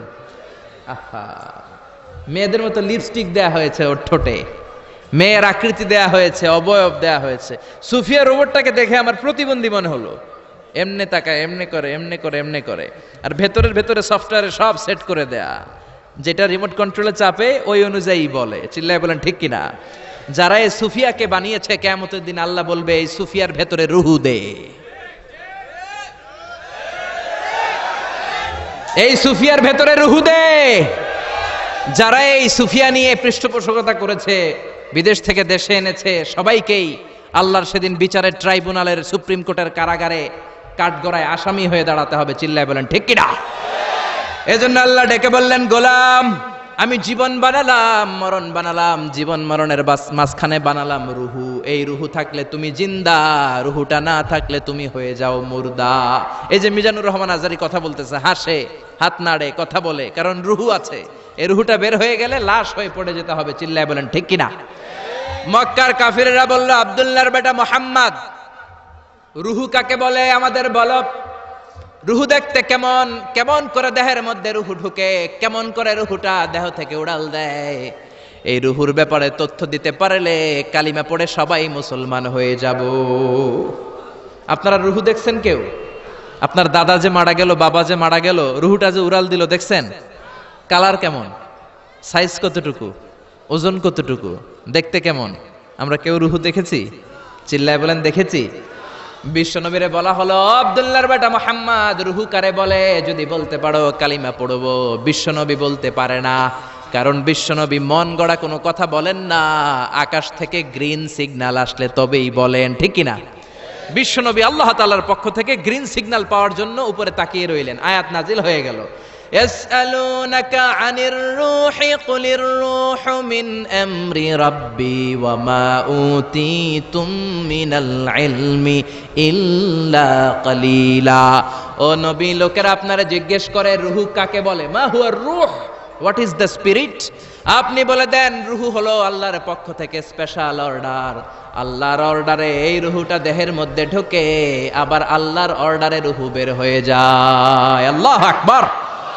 এই রুহুটা মানুষের দেহে ঢুকে কার অর্ডারে, আবার বের হয়ে যাবে কার অর্ডারে? পৃথিবীর যত বিজ্ঞানীরা আছে সবাই মিলেও কি একটা রুহু বানাতে পারবে? জোরে বলেন না, রুহু বানাতে পারবে? আল্লাহ চ্যালেঞ্জ করে বললেন, ওমা উতীতুম মিনাল ইলমি ইল্লা কালিলা। তোমাদেরকে একেবারে যত সামান্য কিঞ্চিত জ্ঞান দিয়ে আমি তৈরি করেছি, তোমাদের এই লিমিটেড জ্ঞান দিয়ে রুহু বানানো যাবে? ইউনাইটেড স্টেটস অফ আমেরিকা একজন মেডিকেল সায়েন্টিস্ট এই চ্যালেঞ্জ গ্রহণ করলো। সে চ্যালেঞ্জ গ্রহণ করে বলল, আমি রুহু বের করে ছাড়বো। কি বের করব? রুহু। আমেরিকার ওই মেডিকেল সায়েন্টিস্ট সে চ্যালেঞ্জ করে বলল, আমি রুহু বানাবো। কি বানাবো? উত্তর দিতে হবে কিন্তু, কি বানাবো? রুহু বানাবো। কেমন করে রুহু বের হয় এটা আবিষ্কার করে আমি নোবেল প্রাইজ জিতবো, নোবেল লরেট হব। 7 বছর সে গবেষণা করলো মুমূর্ষু রোগীদের নিয়ে। মুমূর্ষু রোগী নিয়ে বসে থাকে, কখন রুহুটা বের হবে, রুহু ধরার জন্য বসে থাকে। কিন্তু 7 বছরে হাজার হাজার মুমূর্ষু রোগীর দেহ থেকে রুহু উড়াল দিছে, কিন্তু রুহু ধরতে পারে নাই। সুবহানাল্লাহ কইবেন না? আচ্ছা, এইবার তার মাথায় একটা চিন্তা আসলো, না এই পন্থায় হাঁটলে তো হবে না, আমি একটা কাজ করি, বুলেট প্রুফের গ্লাস দিয়ে একটা ছোট্ট গ্লাসের রুম বানাই। ওই গ্লাসের ভেতরে মুমূর্ষু রোগী ঢুকায় দিব। বুলেট প্রুফ চিনেন তো? মানে গুলি মারলেও গুলি ঢুকবে না। আমাদের মাননীয় প্রধানমন্ত্রী, রাষ্ট্রপতি মহোদয়, ওনারা যে গাড়িগুলো চালায় এগুলো কিন্তু বুলেট প্রুফ, জানেন? গুলি মারলে গুলি ঢুকে না। তো উনি বুলেট প্রুফ গ্লাস দিয়ে, টেম্পার্ড গ্লাস দিয়ে ছোট্ট একটা রুম বানালেন, কাচের গ্লাস। উনি মনে মনে ভাবলেন, মুমূর্ষু রোগী যদি এই কাচের গ্লাসের ভেতরে ঢুকাই, যেহেতু বুলেট প্রুফ, কিছু ঢুকেও না, বাইরে হয় না, রুহু বাইরেবো কেমনে দেখি। তো কাচের গ্লাস বানিয়ে তার টিমের সবাইকে বলল, আইসিইউ থেকে একটা মুমূর্ষু রোগীকে ধরে আনো, আজকে আমি রুহু ধরে ছাড়ুম। তো মুমূর্ষু রোগীকে আনা হয়েছে ইন্টেনসিভ কেয়ার ইউনিট থেকে, তাকে কৃত্রিম অক্সিজেন দিয়ে লাইফ সাপোর্টে রাখা হয়েছে। মেডিকেল টিমের প্রধান বলে, এই লোকটারে এই বুলেট প্রুফ গ্লাসের যে ছোট্ট রুম, এটার ভিতরে ঢুকানোর আগে চেক হিজ বিপি, তার বিপি মাপ, ব্লাড প্রেশার মাপ, তো মেপে দেখে ঠিক আছে, ওজন মাপ, বলে ওজন মাপা হলো, ওজন হচ্ছে 80 কেজি, 80 কিলোগ্রাম। কত কেজি? 80। সবাই বলেন কত কেজি? 80 কেজি। এবার মেডিকেল টিমের প্রধান বলে মুমূর্ষু রোগীটার ভিতরে ঢুকিয়ে দে, ঢুকানো হলো। এবার সে বলল লাইফ সাপোর্ট খুলে ফেল। সবাই বলে স্যার লাইফ সাপোর্ট খুলে ফেললে তো মরে যাবে। মেডিকেল টিমের প্রধানকে মারার জন্যই তো আনছি, এটার না মারলে আমি রুহু পামু কেমনে? এটা রুহুটা তো বের করতে হবে দেহ থেকে। তো যেই কথা সেই কাজ, ঢুকানো হলো, লাইফ সাপোর্ট খুলে ফেলা হলো। লোকটা গ্লাস ফিটিং করা রুমের ভেতরে ছটফট ছটফট করতে করতে দুনিয়া থেকে বিদায় নাই। এবার মেডিকেল টিমের প্রধান রুহু খুঁজতেছে, দুনিয়া থেকে বিদায়, তার মানে তো রুহু বের হয়ে গেছে, কিন্তু রুহু আর খুঁজে পায় না। গ্লাসের এই দিকে তাকায়, ওই দিকে তাকায়, নিচে উপরে ডানে বায়ে সামনে পেছনে, কোথাও রুহু নাই। রুহু খুঁজে পাওয়া যায় না। সে ভাবলো আমি গ্লাসের দরজাটা খুলে হাত দিয়ে এরকম বাইং মাছ যেমনে হাতায়, এরকম হাতাইলে হয়তো রুহু পাবো। তো কাচের গ্লাস খুলে হাত দিয়ে এরকম হাতানো শুরু করলো। হাতাতে হাতাতে পুরো গ্লাস ফিটিং করা রুমের ভিতরে সব খুঁজে ফেললো, কিন্তু রুহু খুঁজে পাওয়া যায় নাই। লোকটাকে বের করা হলো। উনি বললেন চেক হিজ বিপি। বিপি মাপতো। সবাই বলে স্যার এটা তো ময়রা ভূত হয়ে গেছে, এখন তো বিপি নাই। বিপি বুঝেন তো, ব্লাড প্রেশার। এই যে ধাক্কাটা, অলিন্দ নিলয়, সিস্টলিক ডায়াস্টলিক, জন্মের পর থেকেই আমাদের এই যে দম নেয়া আর দম ছেড়ে দেওয়ার খেলাটা আছে না নাই? কথা বলেন। এই যে ফুসফুস দম নেয়, দম ছেড়ে দেয়। শীতের রাতে আপনি কম্বল গায়ে দিয়ে ঘুমায় যান, আপনার দমও কি ঘুমায় যায়? আপনার দম ঘুমাইলে তো আপনি ঠুস। আয় রে মানুষ রঙিন ফানুস, দম ফুরাইলে তবু তো ভাই কারোরই নাই একটুখানি। আয় রে মানুষ রঙিন ফানুস, রঙিন ফানুস, আয় রে মানুষ। পড়েন আল্লাহু আকবার। এবার মেডিকেল টিমের প্রধান বলে চেক হিজ বিপি। বিপি মাপ। সবাই বলে বিপি নাই, কিন্তু ওজন আছে না নাই? মরার পরেও তো একটা লাশের ওজন থাকে কি থাকে না? এবার মেডিকেল টিমের প্রধান বলে চেক হিজ ওয়েট, ওজন মাপ। এবার ওজন স্কেলে সরানোর পরে দেখা গেল লোকটা মরার আগে ছিল 80, এখন হয়ে গেছে 78 কেজি। কয় কেজি? মরার আগে লোকটা ছিল কয় কেজি? মরার পরে ওজন দেওয়ার পরে ওজন হয়ে গেছে কয় কেজি? কমছে কয় কেজি? মেডিকেল টিমের প্রধান কয় আমি পাইছি। সবাই কয় কি পাইছেন?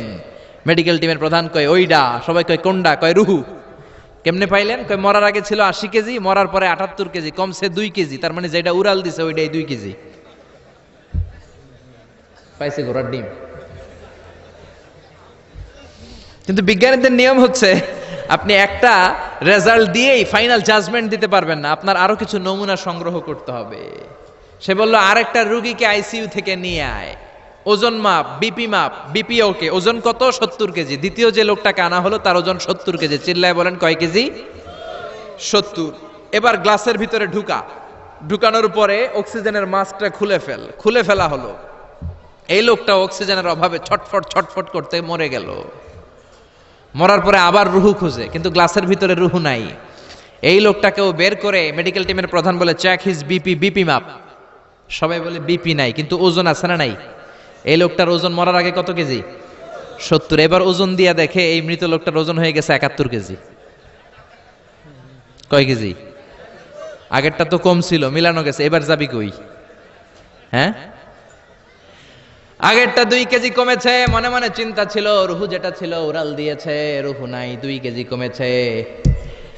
এবার ছিল 70 কেজি, মরার পরে আরো বেড়ে গেছে 1 কেজি। এবার যাবে কই? আল্লাহ বলে কিয়ামত পর্যন্ত বিপি মাপতে পারবা, কিয়ামত পর্যন্ত বুলেট প্রুফের গ্লাসের ভিতরে লাশ ঢুকাতে পারবা, বের করতে পারবা, কিন্তু রুহু খুঁজে বের করতে পারবা না। ঠিক কি না?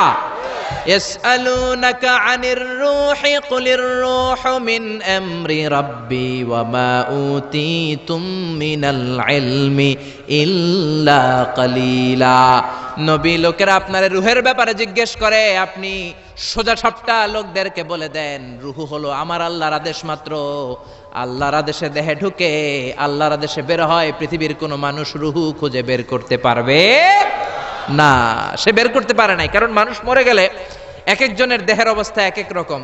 কারো হাতটা টাইট হয়ে যায়, খিচুনি দিয়ে দেহের সবকিছু জমাট বেঁধে যায়, ওজন কিছু বেড়ে যায়। আবার কারো দেহটা ফেসফেসে হয়ে যায়, দেহের পেটের ভেতরে যত গ্যাস ছিল এগুলো বের হয়ে দেহটা পাতলা হয়ে যায়।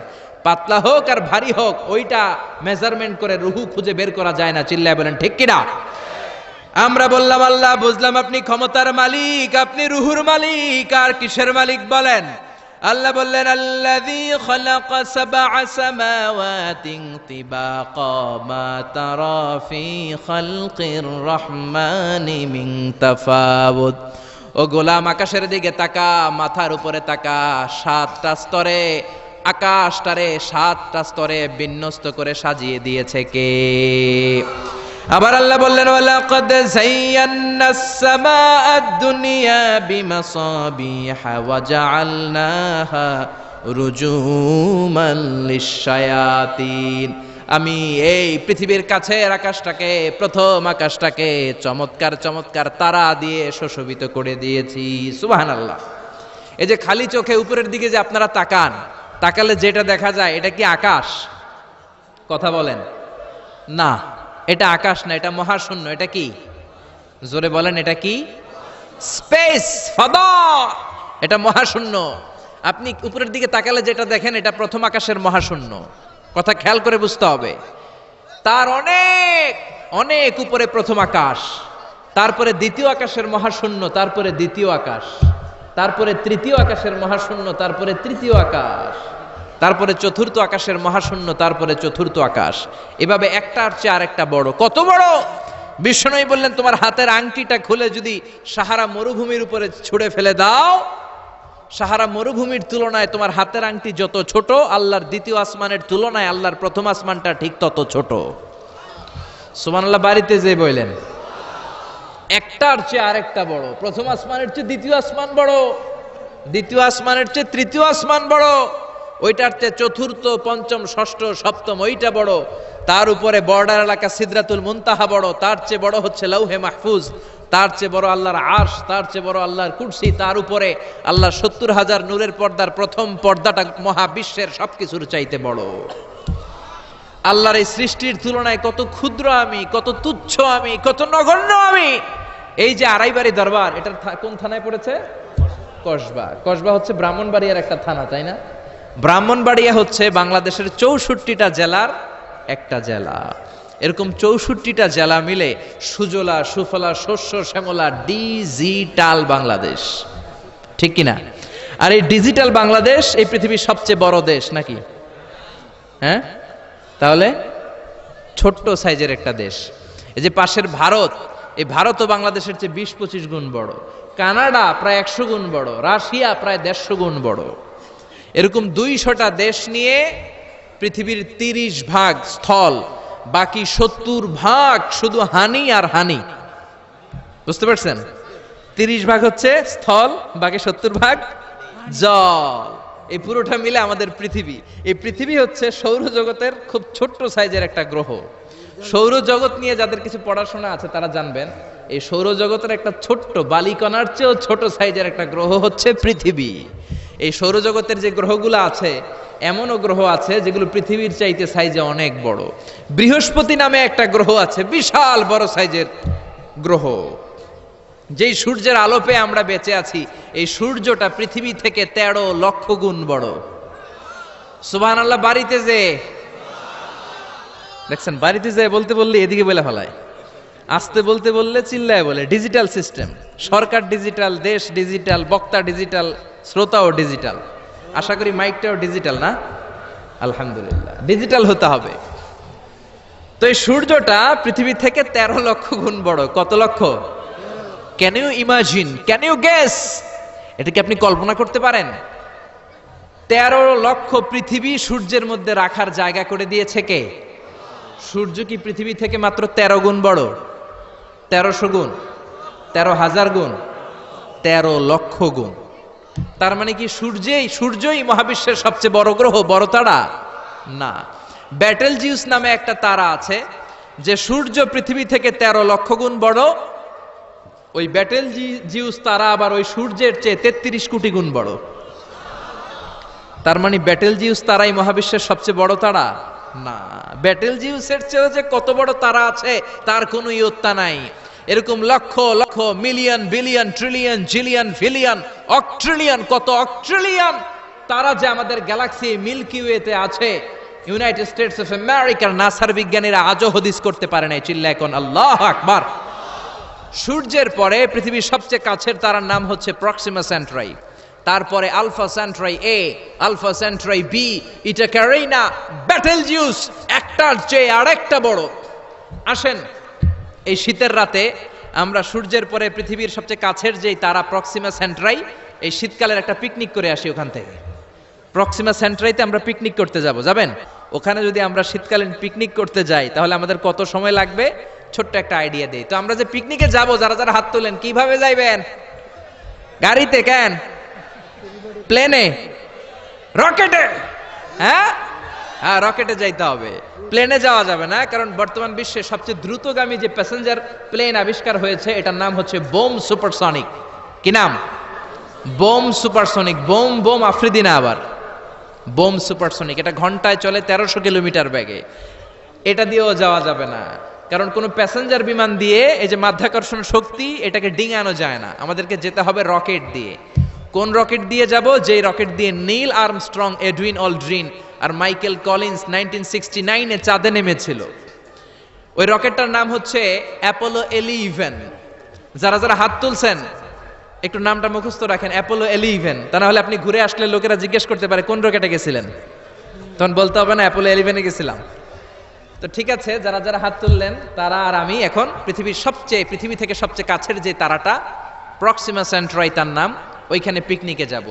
তো এই যে রকেটটা দিয়ে যাব অ্যাপোলো 11, এটা কত দ্রুত চলে এটা আগে শোনেন।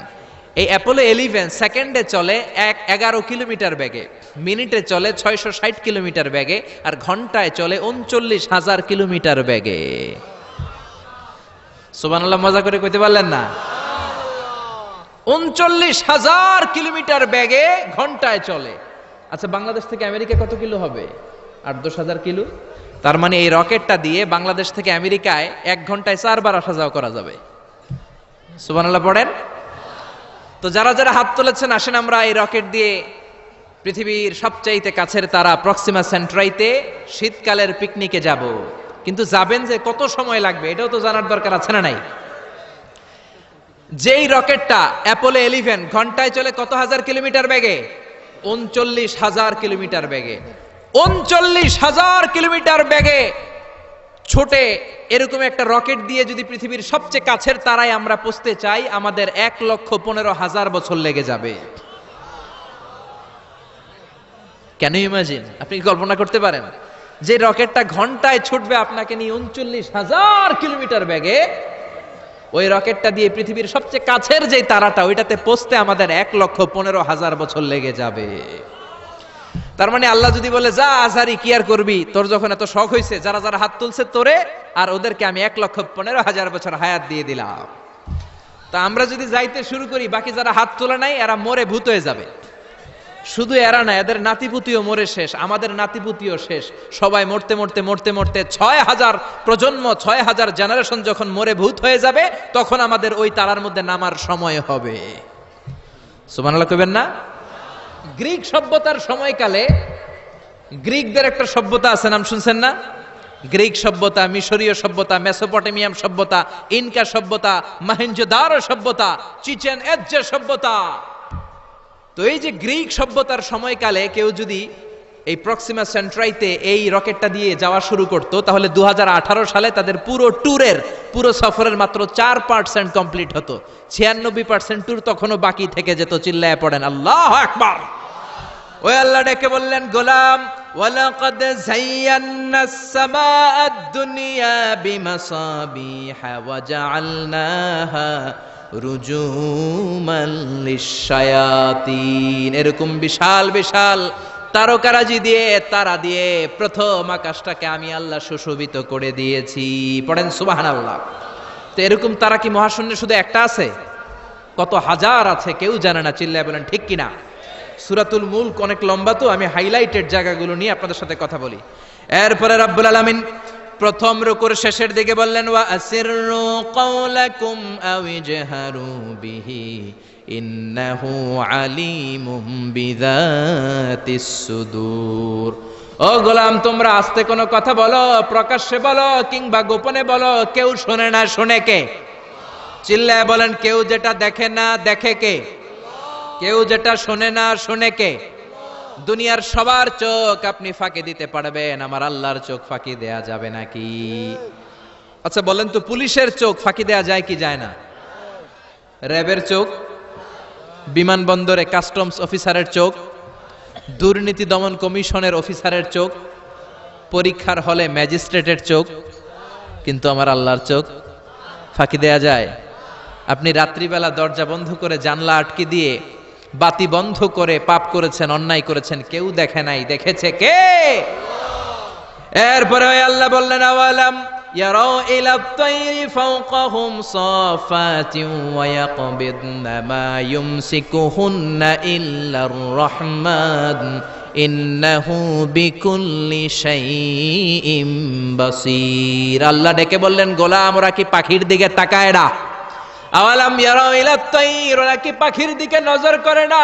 ফাওকাহুম সাফাতিন ওয়া ইয়াকবিদ, যেই পাখিগুলো ওদের মাথার উপর দিয়ে উড়ে বেড়ায়, যেই পাখিগুলো ওদের মাথার উপরে ডানাগুলো মেলে দেয়, আবার ডানাগুলো ঝাপটে জমিনের মধ্যে নেমে আসে, ওরা কি পাখির দিকে তাকায় না? কেউ যদি পাখি নিয়ে গবেষণা করে সে নাস্তিক হতে পারে। আপনি যদি পাখি নিয়ে রিসার্চ করেন আপনি নাস্তিক হতে পারবেন না।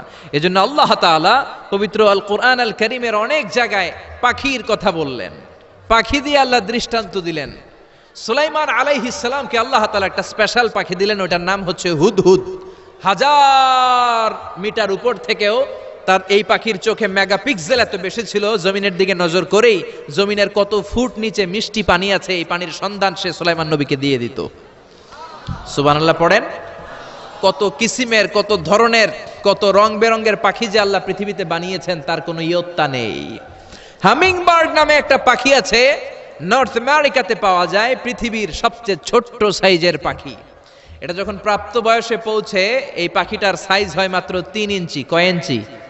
পৃথিবীর সব পাখি সামনের দিকে উড়ে, আর এই হামিং বার্ড সামনেও যেমনি উড়ে পিছনের দিকে উঠতে পারে। সুবহানাল্লাহ কইলেন না? এই পাখিটা প্রতি সেকেন্ডে তার পাখা ঝাপটায় 80 বার। কয়বার? আমি আপনি আমাদের হাতগুলো 1 সেকেন্ডে ঝাপটাতে পারবো কয়বার? 4 বার, সবচেয়ে বেশি হলে 5 বার। আর এই পাখিটা প্রতি সেকেন্ডে তার ডানা ঝাপটায় 80 বার। চিল্লায় এখন সুবহানাল্লাহ। আলপিন সুইফট নামে একটা পাখি আছে, সাউথ ইউরোপের আল্পস পর্বতমালার পাশে এই পাখিগুলো পাওয়া যায়। গোটা বিশ্বে এটাকে সুইফট বার্ড বলে, সুইফট বার্ড। এই সুইফট বার্ড একবার শূন্যে উড়াল দেওয়া শুরু করলে 8 মাস উড়ন্ত অবস্থায় থাকতে পারে। আবার কোনো প্রয়োজনে পৃথিবীতে নেমে আসে, আবার উড়াল দিলে আবার 8 মাস, আবার নেমে আসে, আবার উড়াল দিলে আবার 8 মাস। সুবহানাল্লাহ পড়েন। হোমা বার্ড নামে একটা পাখি আছে, যে পাখিটা উড়ন্ত অবস্থায় ডিম পেড়ে দেয়, আর ওই ডিম জমিনে পড়ার আগেই উড়ন্ত অবস্থায় শূন্যে থাকতে ওই ডিম ফুটে বাচ্চা বেরোয়, ওই বাচ্চাও আবার শূন্যে উঠতে শুরু করে দেয়।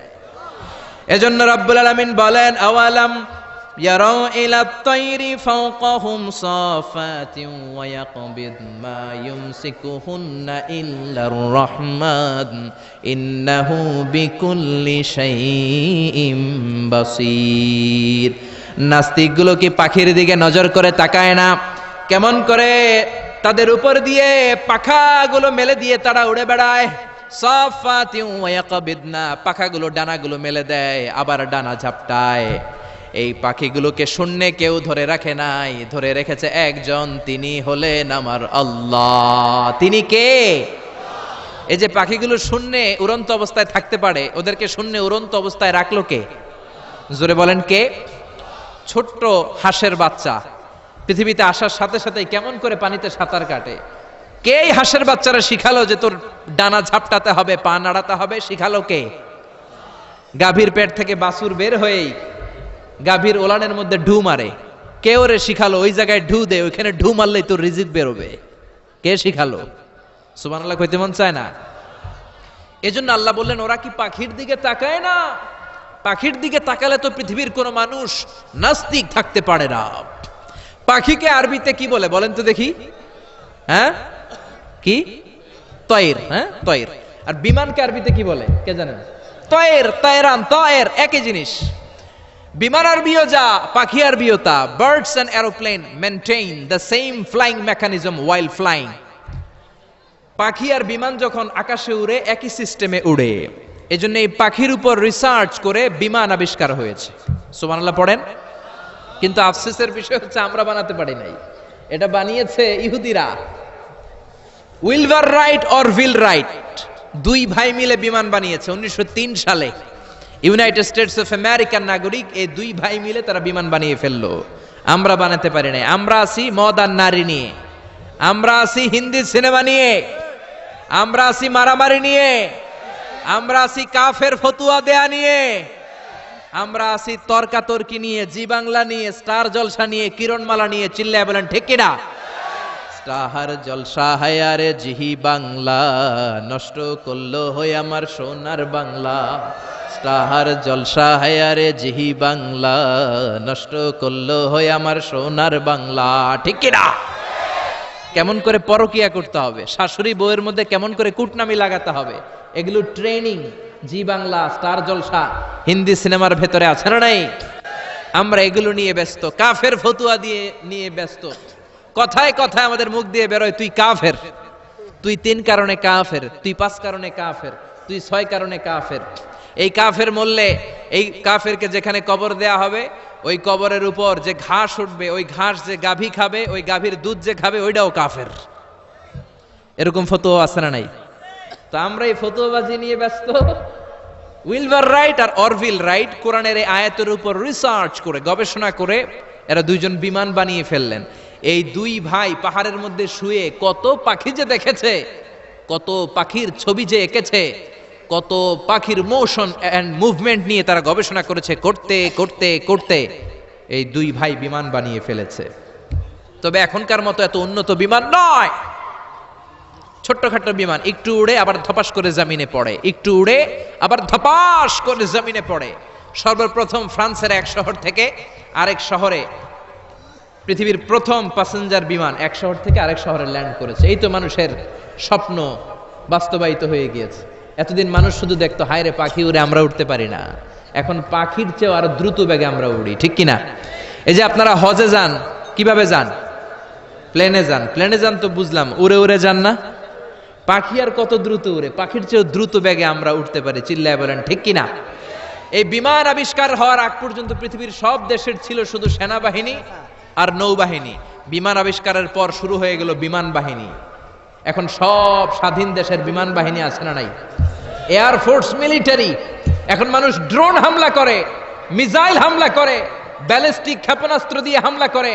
United states of America little boy and fat man নামে দুইটা পারমাণবিক বোমা দিয়ে জাপানের হিরোশিমা নাগাসাকিকে ধ্বংস করে মেসাকার করে দিয়েছে।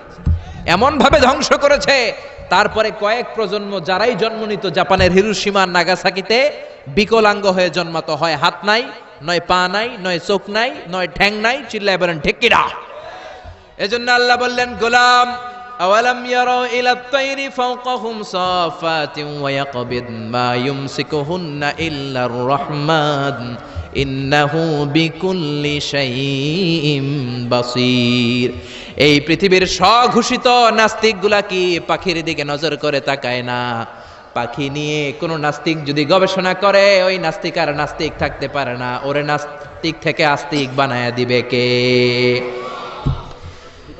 এরপর আল্লাহ বললেন, আম্মান হাযাল্লাযী ইয়ারযুকুকুম ইন আমসাকা রিজকাহু বাল্লাজ্জু ফী উতুওয়িন ওয়া নুফুর। আল্লাহ বললেন, ও গোলাম, আমি আল্লাহ রিজিক দেই। আমি আল্লাহ যদি তোদের রিজিক বন্ধ করে দেই, কে আছে তোদের রিজিক দিতে পারে? রিজিক দেওয়ার মালিক কে? পৃথিবীতে যত খাবার আছে, সব খাবারগুলো যদি নষ্ট হয়ে যায়, আমাদেরকে খাবার দিবে কে? ঘুম থেকে উঠে দেখলেন কোথাও কোনো খাবার নাই, বাজারে ফলমূল নাই, বিস্কুট নাই, আলু নাই, সিঙ্গারা নাই, কিচ্ছু নাই। ক্ষেতের মধ্যে কোনো ফসল নাই, গাছের মধ্যে ফুল ফল কিচ্ছু নাই। এরকম যখন অবস্থা হয়ে যাবে, আল্লাহ যদি রিজিকগুলো দেয়া বন্ধ করে দেয়, আপনাদেরকে রিজিক দিবে কে? খাদ্য দিবে কে? নাকি আপনাদের খাদ্যমন্ত্রী? আপনাদের খাদ্যমন্ত্রীও রিজিক দিতে পারবে না? প্রধানমন্ত্রী? জোরে বলেন। এজন্য আল্লাহ বললেন, ওমা মিন দাব্বাতিন ফিল আরদি ইল্লা আলাল্লাহি রিজকুহা। এই জমিনের মধ্যে যত ধরনের প্রাণী আছে, মাছ আছে, পশু আছে, সব প্রাণীগুলাকে, মানুষগুলাকে রিজিক দেয় কে? তিমি মাছগুলো সকালবেলা সাগরের এই মাথা থেকে ওই মাথা যায় খালি পেটে, বিকেলবেলা পেট ভর্তি করে তিমি মাছটারে ফিরায় দেয় কে? বাবুই পাখি সকালবেলা বাসা থেকে খালি পেটে বের হয়ে যায়। বাবুই পাখির পেট ভর্তি করে বিকেল বেলায় বাসায় ফিরিয়ে দেয় কে? রিকশাওয়ালা সকালবেলা আল্লাহর নাম নিয়ে খালি পকেটে রিকশা নিয়ে বের হয়ে যায়, বিকেল বেলা রিকশাওয়ালার পকেট ভর্তি করে রিকশাওয়ালাকে বাড়িতে ফিরায় দেয় কে? এজন্য রিজিক দেওয়ার মালিক একজন, তিনি কে? চিল্লায় বলেন না, তিনি কে? আল্লাহ ছাড়া কেউ রিজিকের ব্যবস্থা করতে পারে না। সাইয়েদনা সুলাইমান আলাইহিস সালাম ছিলেন গোটা বিশ্বের বাদশা। চারজন বাদশা যারা গোটা বিশ্বকে শাসন করেছে, এই চারজনের দুইজন হচ্ছে মুমিন, দুইজন কাফের। কাফেরের একজন হচ্ছে নমরুদ, আরেকজন হচ্ছে বখতনাসর। এই বখতনাসরকে ইংরেজিতে বলে Nebuchadnezzar the second. He was the constructor of the hanging garden of Babylon. ব্যাবিলনের শূন্য উদ্যানের নির্মাতা। এই দুইজন কাফির শাসক গোটা বিশ্বের বাদশা ছিল। আর মুমিন ছিল দুইজন, একজন সাইয়েদনা সুলাইমান আলাইহিস সালাম, আরেকজন হচ্ছে যুলকারনাইন। কোন সুবহানাল্লাহ। তো সুলাইমান আলাইহিস সালাম আল্লাহর জলিল কদর পয়গম্বর, আল্লাহরে বললেন, আল্লাহ তুমি আমারে গোটা বিশ্বের বাদশা বানালা, আমি চাই একদিন আমি গোটা বিশ্বের সব মানুষ, প্রাণী আর মাছগুলোকে লাঞ্চ খাওয়াবো। লাঞ্চ কি খাওয়াবো? লাঞ্চ বুঝেন তো আপনারা? লাঞ্চ মানে কি? দুপুরের খাবার।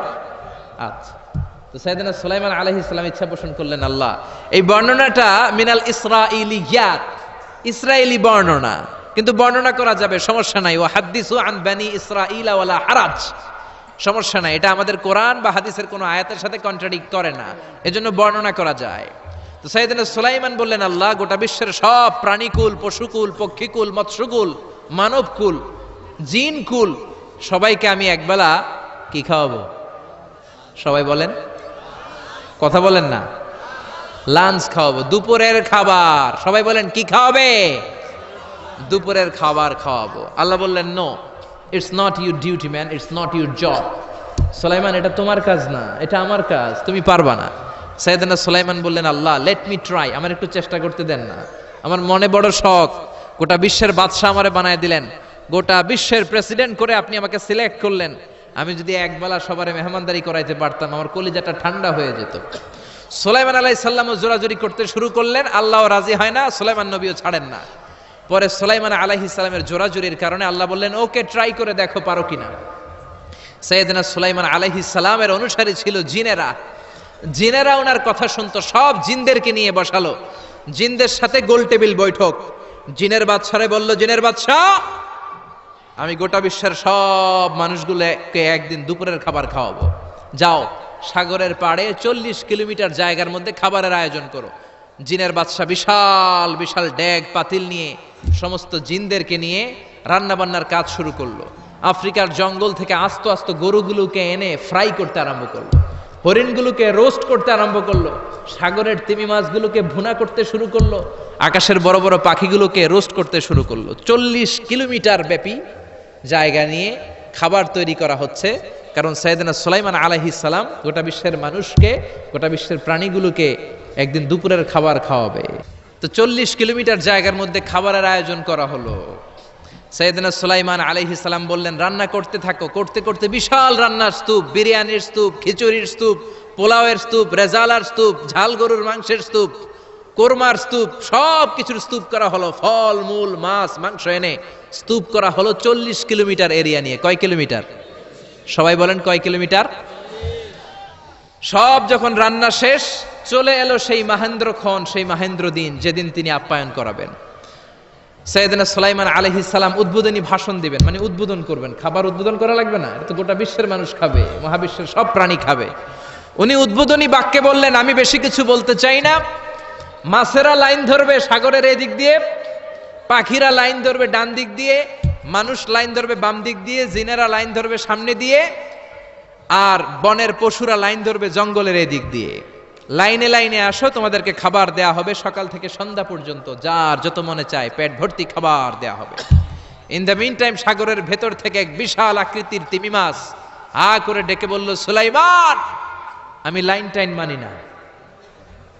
কি মানি না? তুমি তোমার উদ্বোধনী বক্তব্যে বলেছো লাইন ধরে খাবার নিতে হবে, আমি লাইন টাইন মানি না। আমার পেটে প্রচন্ড ক্ষুধা, ক্ষুধার জ্বালায় আমি মরতে বসেছি, আমি লাইন মানি না, খাবার দাও। সাইয়েদনা সুলাইমান আলাইহিস সালাম বললেন, আমি নবী মানুষ, আমি বেলাইন করতে পারি না। সাইয়েদনা সুলাইমান বললেন, আমি লাইন ছাড়া খাবার দিতে পারি না। তিমি মাছ বলে, আমি লাইন মানি না, আমার পেটের ভেতরে এত ক্ষুধা, ক্ষুধার জ্বালায় আমি মরে যাচ্ছি। তোমার এই মেহমান খানায় এসে খাবারের অভাবে আমি যদি তিমি মাছ মারা যাই, কিয়ামতের দিন আল্লাহ তোমারে ছাড়বে না রে সুলাইমান।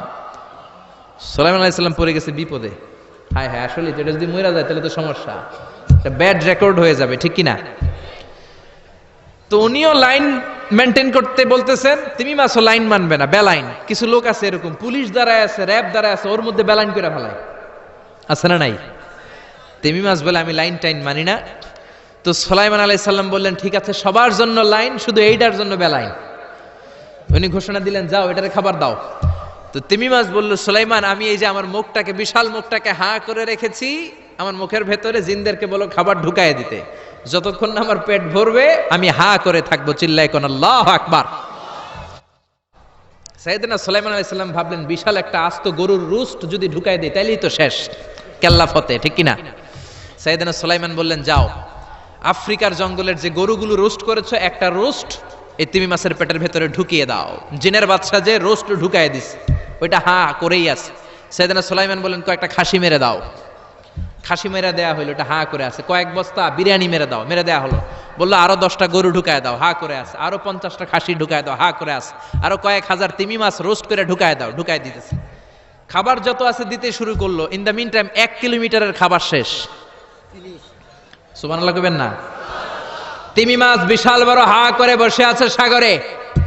জিনের বাদশা খাবার দিতে লাগলো। 1 কিলোমিটার শেষ, 5 কিলোমিটার শেষ, 10 কিলোমিটার শেষ, 20 কিলোমিটার শেষ, 30 কিলোমিটার শেষ, 40 কিলোমিটার শেষ। এখনো তিমি মাছের মুখ হা করা আছে না নাই?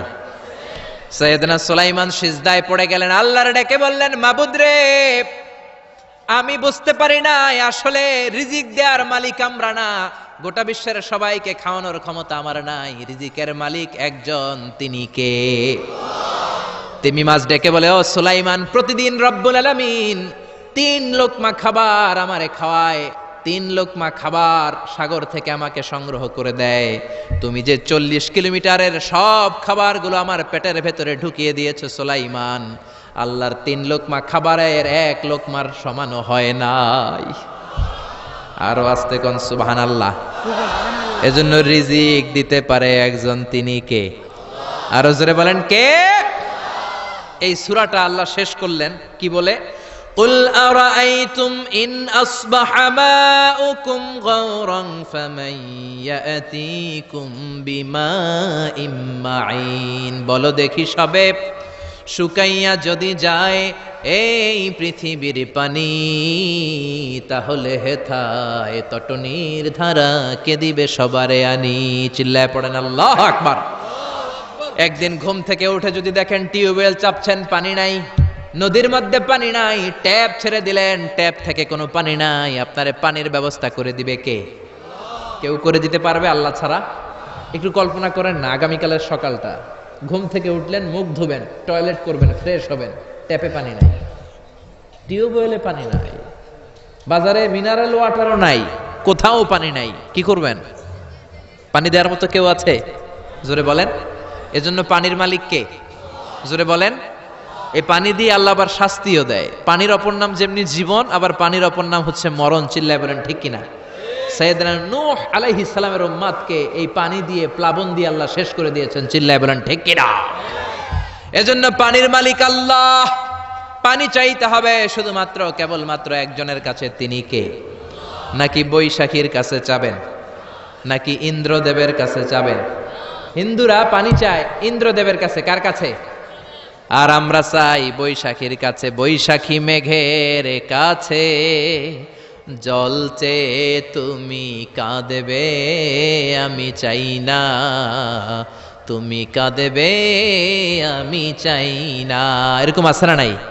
বৈশাখী তোমারে পানি দিতে পারে না, ইন্দ্রদেব পানি দিতে পারে না, কোন সরকার বাহাদুর পানি দিতে পারে না। পানি দিতে পারে একজন, তিনি কে?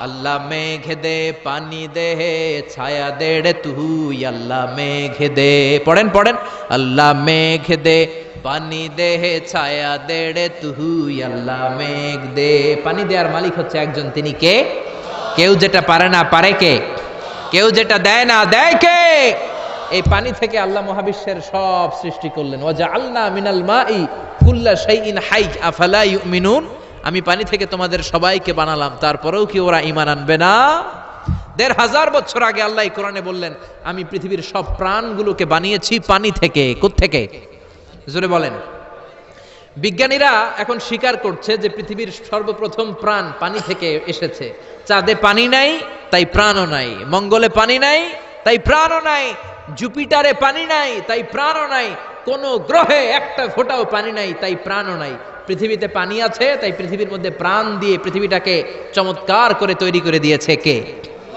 বিজ্ঞানীরা বলে পৃথিবীর সর্বপ্রথম যে প্রাণকণা আবিষ্কার হয়েছে এটার নাম হচ্ছে অ্যামিবা কি নাম তারা বলে এটা পানি থেকে এসেছে it's a very small unicellular organism in the world পৃথিবীর সবচেয়ে ছোট এককোষী জীবকণা হচ্ছে অ্যামিবা তারা বলে এই অ্যামিবা পানি থেকে এসেছে তারপরে এসেছে জুপ্লাঙ্কটন ফাইটোপ্লাঙ্কটন ব্যাকটেরিও প্লাঙ্কটন হোলো প্লাঙ্কটন এইভাবে যত প্রাণের যত স্পিসিজ আছে প্রজাতিগুলো ডেভেলপ করেছে সবগুলোকে পানি থেকে তৈরি করলো কে আবার আল্লাহ ডেকে বললেন গোলাম পানিকে আমি দুই কিসিমের করলাম কোথাও আমি দিয়ে দিলাম লোনা পানি আবার কোথাও বইয়ে দিলাম মিঠা পানি আছে না নাই সাগরের মধ্যেও দুই ধরনের পানি কালো পানি নীল পানি একই সাগরের মধ্যে বয়ে যায় কিন্তু মাঝখানে অদৃশ্য ব্যারিকেড দিয়েছে কে মারাজাল বাহরাইনি ইয়ালতাকিয়ানি বাইনাহুমা বারযাখুন লা ইয়াবগিয়ান ফাবিআইয়ি আলাই রাব্বিকুমা তুকাযযিবান একই সাগরের মধ্যে লোনা পানি মিঠা পানি একটার একটার সাথে মিশে না এক জায়গায় নীল কালারের পানি আরেক জায়গায় একটু কালচে রঙের পানি একসাথে আছে কিন্তু একটার সাথে আরেকটা মিশে না দেখেছেন কেউ দেখেন নাই বাংলাদেশে আছে কিন্তু গোয়ালন্দের ফেরিঘাটে ওইদিকে আছে আমি মিশরে দেখেছি নীল নদের পানির সাথে ভূমধ্য সাগর মেডিটেরেনিয়ান সি এই পানির কোনো মিল হয় না একদিকে নীল নদের পানি আরেকদিকে ওই সাগরের পানি দুইটা একসাথে বয়ে যায় কিন্তু একটার কালারের সাথে আরেকটার কালার মিক্স হয় না চিল্লায় বলেন আল্লাহু আকবার আবার আল্লাহ ডেকে বললেন গোলাম মিঠা পানির নদী দিয়ে বিশ্বটারে আমি সিক্ত করেছি বাংলাদেশের জেলায় জেলায় থানায় থানায় আনাচে কানাচে মিঠা পানির নদী আছে না নাই কথা কন এই নদীগুলো মিঠা পানির নদী না হয়ে যদি লোনা পানির নদী হতো আমাদের গাছপালাগুলো বাঁচত নাকি এই সুন্দর ফুল সুন্দর ফল মিঠা নদীর পানি আল্লাহ তোমার মেহেরবানি তুমি কতই দিলে রতন ভাই বেরাদর পুত্র স্বজন ক্ষুধা পেলে অন্ন যোগাও মানি চাই না মাহানি আল্লাহ তোমার মেহেরবানি পড়েন আল্লাহু আকবার এজন্য পানি দিতে পারে একজন তিনি কে আবার আল্লাহ ডেকে বললেন আন্না সাবাবনাল মাআ সাব্বা সুম্মা শাকাকনাল আরদা শাক্কা যেখানে যতটুকু পানি দেয়া দরকার ততটুকু দিলাম নারিকেল গাছের উপরে কাটলে কোনো পানি পড়ে না কিন্তু খেজুর গাছের মাথায় যদি কেটে দেন শীতকালে মিষ্টি পানি আসে না নাই একরকম না দেখতে নারিকেল গাছ খেজুর গাছ রাস্তার এই পাশে নারিকেল গাছ রাস্তার এই পারে খেজুর গাছ চিনেন তো খেজুরের রস খান না আপনারা নারিকেল গাছের মাথায় কেটে দিলে কোনো রস নাই শুকনা আর খেজুর গাছের মাথায় যদি আপনি কেটে দিয়ে একটা ঘটি দিয়ে দেন সকালে মিষ্টি রসের ব্যবস্থা করে দেয় কে আবার আখের ভিতরে মিষ্টি রস দিলেন আখ আখ বলেন নাকি গ্যান্ডারি বলেন কুইশাল হ্যাঁ কুইশাল আখ গ্যান্ডারি যেটাই বলেন এই গ্যান্ডারি দেখতে যেমন বাঁশের চিকন কচি কঞ্চিগুলো একরকম ঠিক কিনা এই গ্যান্ডারি এই ইক্ষু মিলে ঈশ্বর দিতে আছে বাংলাদেশ ঈশ্বর দিতেও আমরা যাই মাহফিলের জন্য ওখানে সুগার মিলে ঢুকালে এখান থেকে গ্যান্ডারিগুলোকে ইক্ষুগুলোকে প্রসেস করে ওই দিক দিয়ে মিষ্টি পানি বের হয় গরম হিট দিলে এটা শুকনো খসখসে সুগার হয়ে যায় সুবহানাল্লাহ কইবেন না একই রকম দেখতে বাঁশের কঞ্চি গ্যান্ডারি দেখতে যেমন ইক্ষু দেখতে যেমন বাঁশের কঞ্চিও দেখতে তেমন। গ্যান্ডারিগুলো, ইক্ষুগুলো সুগার মিলে দিলে রস বের হয়। বাংলাদেশের সব বাঁশগুলো কেটে কেটে সুগার মিলে দিলে এক ফোঁটা রস বেরোবে নাকি? জোরে বলেন, বেরোবে? এজন্য আল্লাহ বললেন, আন্না সবাবনাল মাআ সাব্বা, যেখানে যতটুকু পানির দরকার ততটুকু দিলাম। ক্ষীরার ভেতরে যতটুকু পানি কমলার ভেতরে ততটুকু নাই, তরমুজের ভেতরে যতটুকু পানি আপেলের ভেতরে ততটুকু নাই, নারিকেলের ভেতরে যতটুকু পানি ডাবের ভেতরে ততটুকু নাই। সুবহানাল্লাহ, চিল্লায় পড়েন সুবহানাল্লাহ। আবার পৃথিবীর সব পানিগুলো যদি টকবগে ফুটন্ত গরম হয়ে যেত, খেতাম কি? পান করার কোনো সুযোগ থাকতো না। জোরে কোন ঠিক কিনা? যদি দেখতেন যে পৃথিবীর সব জায়গার পানি ফুটন্ত গরম, এটা ঠান্ডা হয় না, আমরা খেতে পারতাম? কথা কন না। আপনারা যে পান করেন গরম পানি না ঠান্ডা পানি?